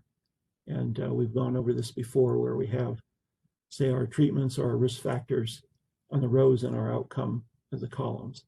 And we saw that we could calculate the odds ratio in this case as A times D, D divided by B times C. We can do other types of logistic regression. We can do ordered logistic regression where our outcome now is ordinal. So if we have an outcome of, say, cancer stage, then our regression is going to have actually look at the probabilities of the stages relative to whatever our predictor variables are.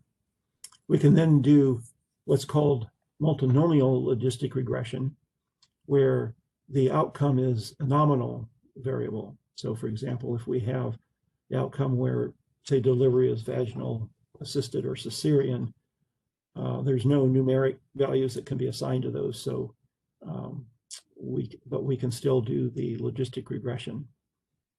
And then one other regression type I want to mention is Poisson regression, where our outcome now is a count over some time period. And so the example I used earlier, if we have the number of ICU infections from, say, January to March, or January through March, then we would use the Poisson distribution and do Poisson regression for counts. And in this case, if we exponentiate the regression coefficients, those are interpreted as incident rate ratios. In other words, what's the rate, in the example here, what's the rate of infection dependent on whatever my independent variables or predictive variables are over this particular time period. So regression or logistic regression can take several forms. Okay, and then I want to take some time, just a few minutes, to talk about time to event models and how we analyze those. So remember that in time to event models, we have two dependent variables. We have the time and we have the event. And so in time to event models, which are often known in medicine as survival analysis or survival models, we want to look at, say, compare two treatments or two therapies as far as their survival is concerned. However, a difference now is that in time to event models, we have also the phenomenon of censoring. That is, we can use the follow-up data of patients up to the time when they're either lost to follow-up or something else happens where we lose track of them. So we don't really know their exact survival time, but they're still included in the model. And so our survival function is defined as the probability that a patient survives from the time of origin to some point beyond time t. And then we define the hazard rate as a probability that a patient dies at time t conditional on having survived to that particular time. Or another way of saying that, it's the instantaneous death rate or event rate for a patient that survived to time t. And the two are related. If we know one, we can get the other. And then another concept of time to event models that's important to understand is the what's called the median survival time, and that's the time at which the survival rate is 50%. That's often used in comparing different groups or different treatments. So this is the way that the data would actually look if we wanted to calculate what's called the Kaplan-Meier survival function. So here you can see that we have the survival time. We always start out at time 0, the number of patients at time 0. There would be no deaths and nobody would be lost to follow-up. So everyone would be surviving at time 0. But as we go through our follow-up time here at 7, 11, 12 months and so on, you see that deaths occur. And then here at 25 months, we have 2 patients that we lose track of, so they're censored. And so what we calculate then is this cumulative survival, which is just the previous cumulative survival times the proportion surviving in the next interval or the next time point. So here you can see that here at 7 months, this is just 1 times 0.9865. Then for 11 months, then it's 0.9865 times 0.9863, and so on. And this cumulative survival then is usually plotted in a graph that looks something like this, where we get a Kaplan-Meier survival curve where the stair steps or where decreases indicate an event or in death or whatever the event is we're looking at. The hash marks here indicate censored observations, that is where patients dropped out and we only followed them up to that time. And then we can also calculate a confidence interval for that. And you can see that as you get further out in time, obviously the number of patients is going to be smaller, and so our confidence interval is going to end up being wider near the end of our follow-up time than it is at the beginning. We can also do multivariable survival models, and the most common one is referred to as Cox proportional hazards regression. And so just similar to the other regressions that we've looked at, we have a regression looking formula here where we have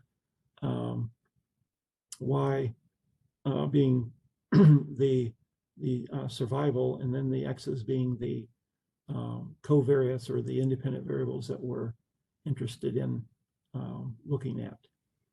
And so you have a baseline survival where the covariate values are all 0. In other words, they have no effect on survival.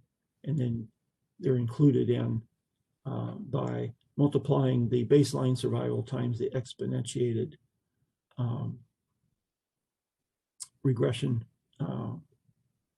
coefficients. And that then becomes our survival time dependent on the covariates that we have in our model. So just to give an example here, I can't, this was for colorectal cancer patients, and I can't remember now what GSH stands for. But anyway,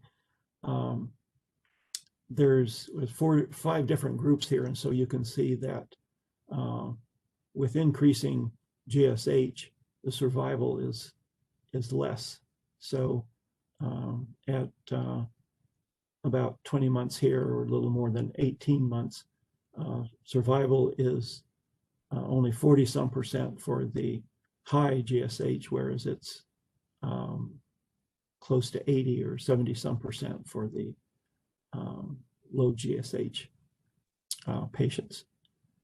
And you can see that these lines here have a kind of a parallel look to them, and that's the assumption about the proportional hazards model, is that the hazards over time need to be proportional in the different groups. If they're not, then you have to do something more complicated, but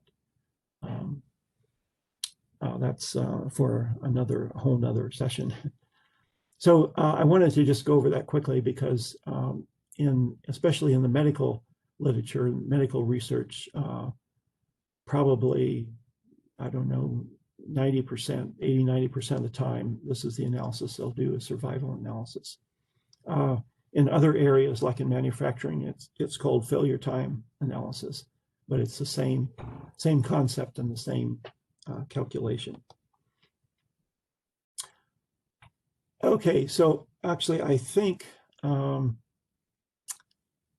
maybe that would be a good place to stop because we're getting close to 1:30 here.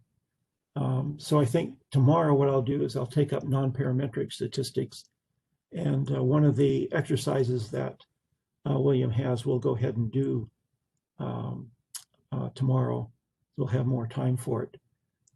So I'll stop there with slide 66 for today, and then take a few minutes if there's any questions or anything that you'd like me to go back over,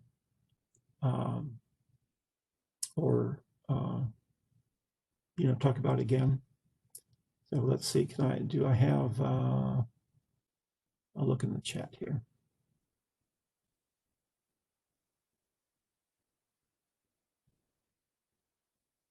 So the question is,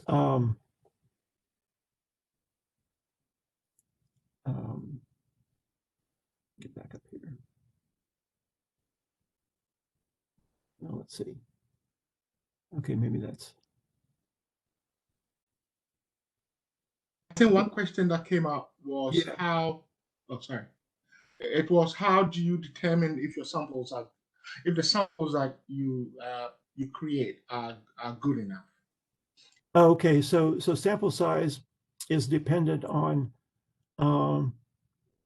the statistical test that you're using, and it's dependent on how big of a difference that you want to see between the groups. So let's say if you want to, you're doing two groups, A and B, and you want to say there's a 10% difference in negative or in positive outcomes between the two treatment groups. How many patients are you going to need for that? So it's dependent on the difference, what we call the effect size. It's dependent on the alpha level or the p-value that you set, and then on the power that you want to achieve. So there's ways that we calculate that, and then we come up with a number of patients that you would need to say that you would need to be able to detect this kind of a difference. So that's how you calculate your sample size, dependent on your error rate, your alpha error rate, your p-value, the power level you want to achieve, and then the difference that you want to see in your research. Okay. Let's see. Okay, so there was another.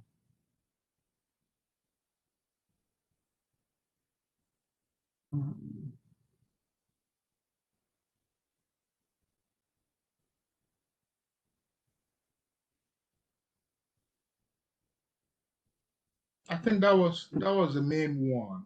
Okay. I didn't see anything come through. Right. So that was a big one. So I see a question in the chat here about if you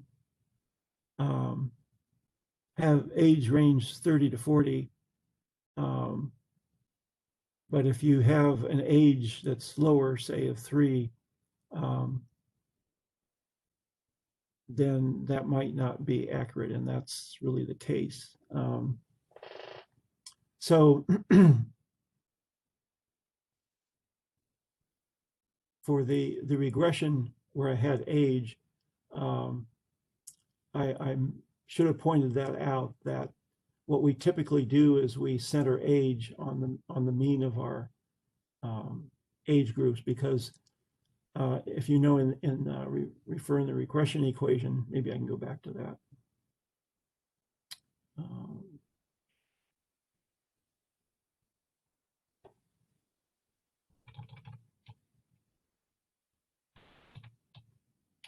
Oops. Yeah. So here in our formula for cholesterol, 102.6 plus or minus 5.3 times age. Well, if age is really, if it's 0, that doesn't have much of a meaning. Or if we're talking about, really young, age, then it's likely that our regression equation doesn't apply. And the reason for that is because we only had patients between 20 and 60 in our sample. So to extend this formula to over 60 or under 20, we could be in real trouble because it won't predict very well. And so that's another consideration in when you do regression is what is the range of values that's meaningful. So I didn't do it here, but often what's done is we do what's called centering. That is, we take the person's age and maybe we subtract it from, say, the mean age, which say maybe is 40. And so then when we do our regression equation, this the coefficient here would would be more meaningful. Okay, so let me see here. Is that are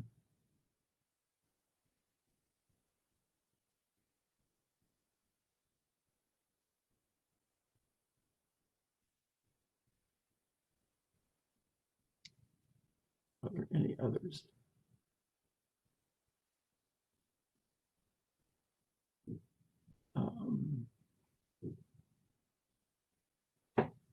Oh, okay, so let's see.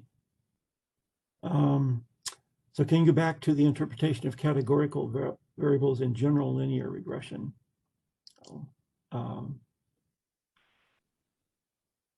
Okay, is that categorical variables being covariates? Okay, so that's, let me do that. I think that's,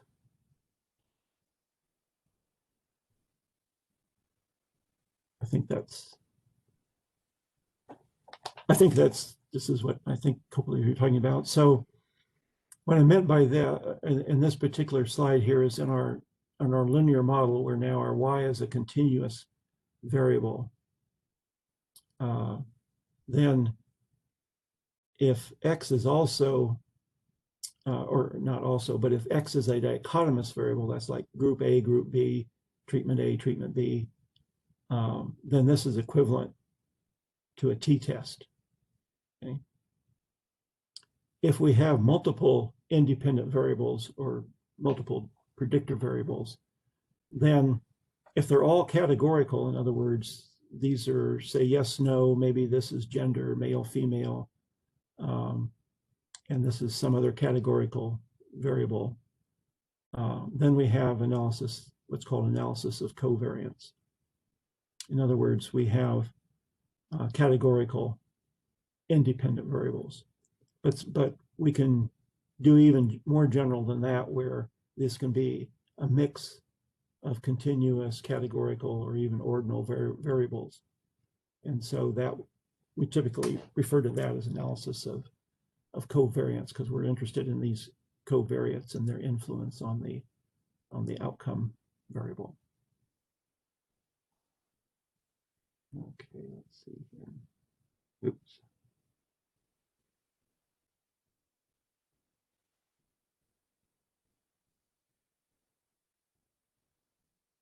And so there's another question about doing statistics in SAS.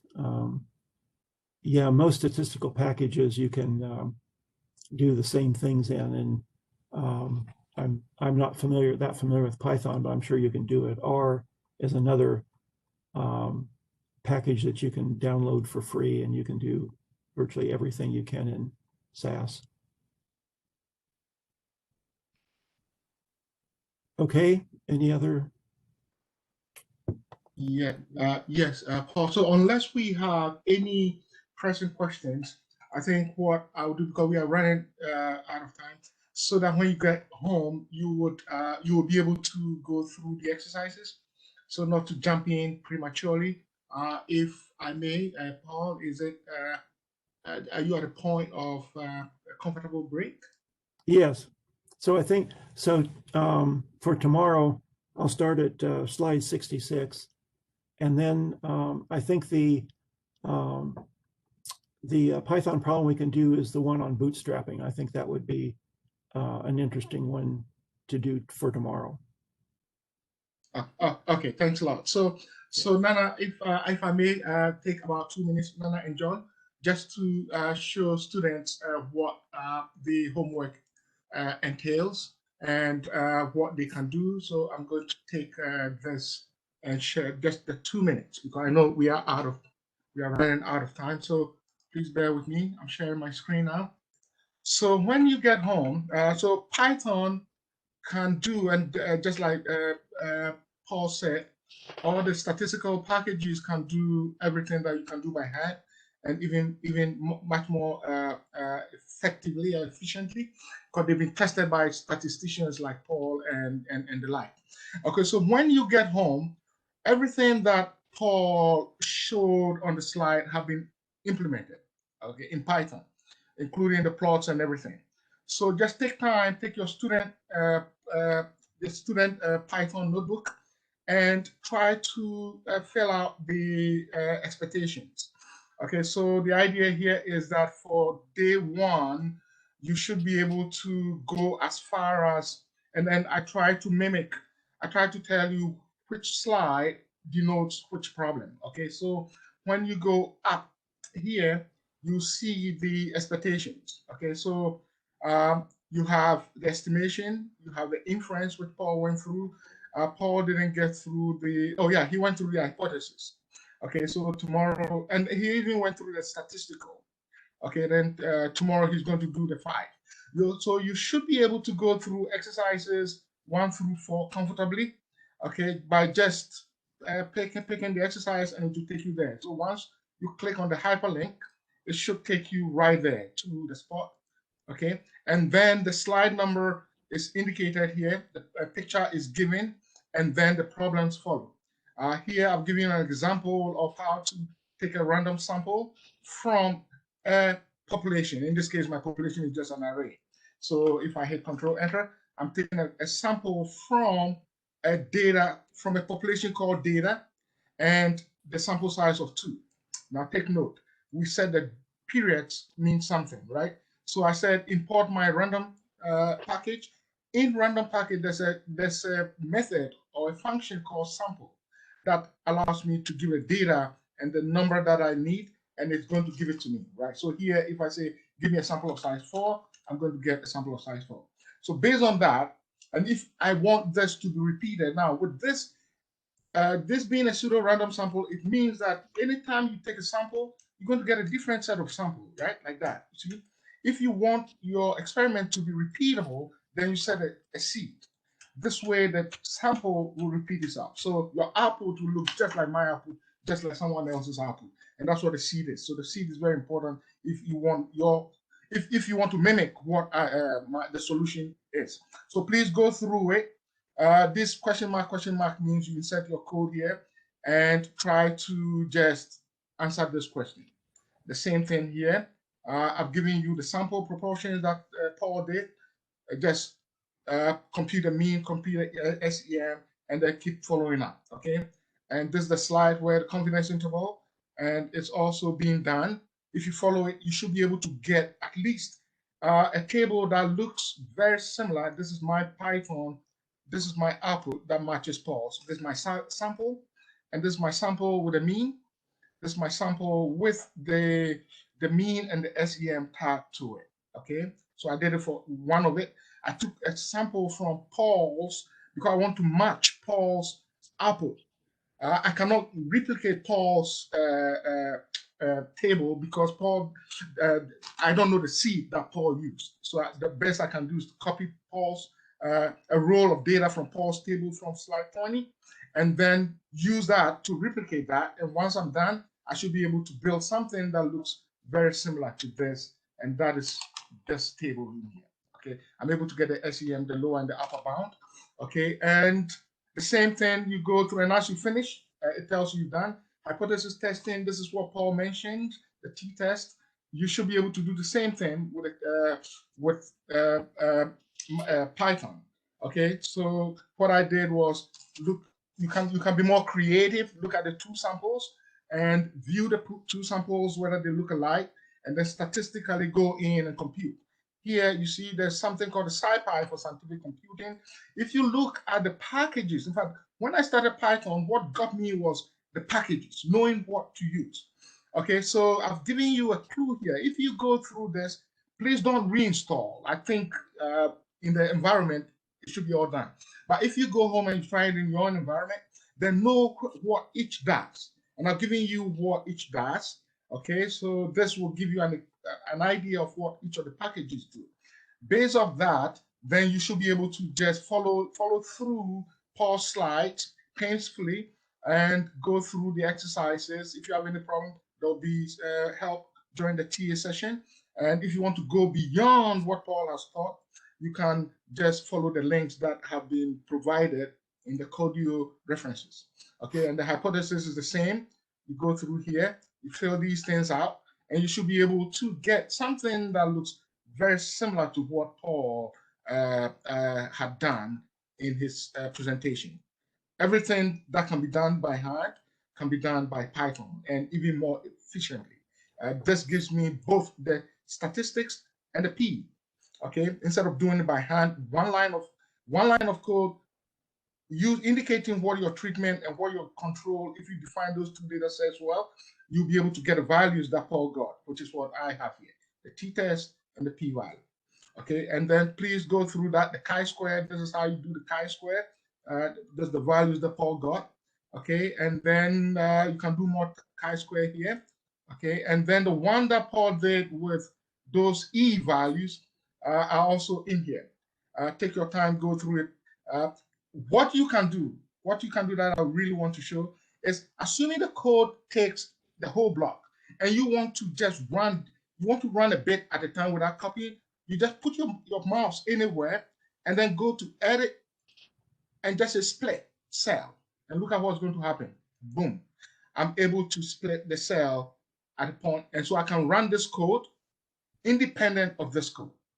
Okay, you can split and you can join. The splitting is very, very helpful. So go in there, do edit, and just split like that. Okay, and you have it 2 cells right here. Okay, and these are the references. And then this takes us, and this is the R value that Paul mentioned. This is the last regression. I was able to reproduce the same thing using the data. This is the data. The data is in here. Okay, get that data. Just take steps. Look at the data. Inspect the data. Understand the data. Look at the type of the data, because some of these methods expect data of a certain type. So this type here is very important. It tells me this is a data frame. Out of the data frame, then I can get my x and the y, because that's what the Pearson's coefficient expect, okay, of the x and the y. This is my x, this is my y. Based off that, I look at my shape. I come down here and try to fit, okay? And the fitting, just take your time, go through it, and you would understand it. Once you are done, you should be able to get something that looks like what Paul has gotten, which is this is exactly what Python gets, which is no different from what Paul showed you. You are able to get the legend. I've tried to mimic Paul, let's put it that way, to show that everything that can be done in SPSS, R, or any other language can be done in Python. Okay, and then try to do the challenges.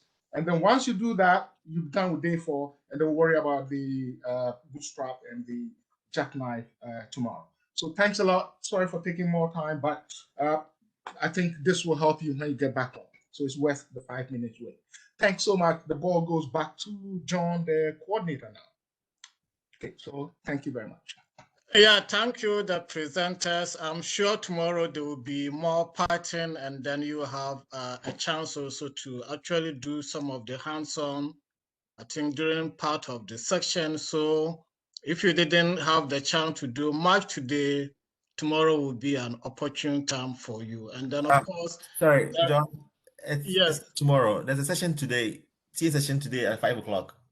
Yeah, so there is also a TA session this evening at, is it 5 o'clock or 4 o'clock? I believe it's 4 o'clock, 4 p.m. to 5 p.m. So you can find the information in Slack. I believe it's called TA sessions or office hours. And then you find the link, WebEx link to the section. So hopefully we'll see all of you here again tomorrow at 11 a.m. Eastern Standard Time. So thank you again for coming, and then have a good rest of the day. Thank you. Yes, so the information is on Slack. If you go to the general channel, we have it in there. So the TA session, the weekdays are Tuesdays and Thursdays, 4 to 5 Eastern. That's evening. And then the weekend, Saturday, 9 a.m. to 10 morning, and Sunday, 5 to 6 evening. Okay, so you have 4 TA sessions. Okay, thank you. Great. Thank you. Yeah. I'll see you tomorrow. Yeah, thank you.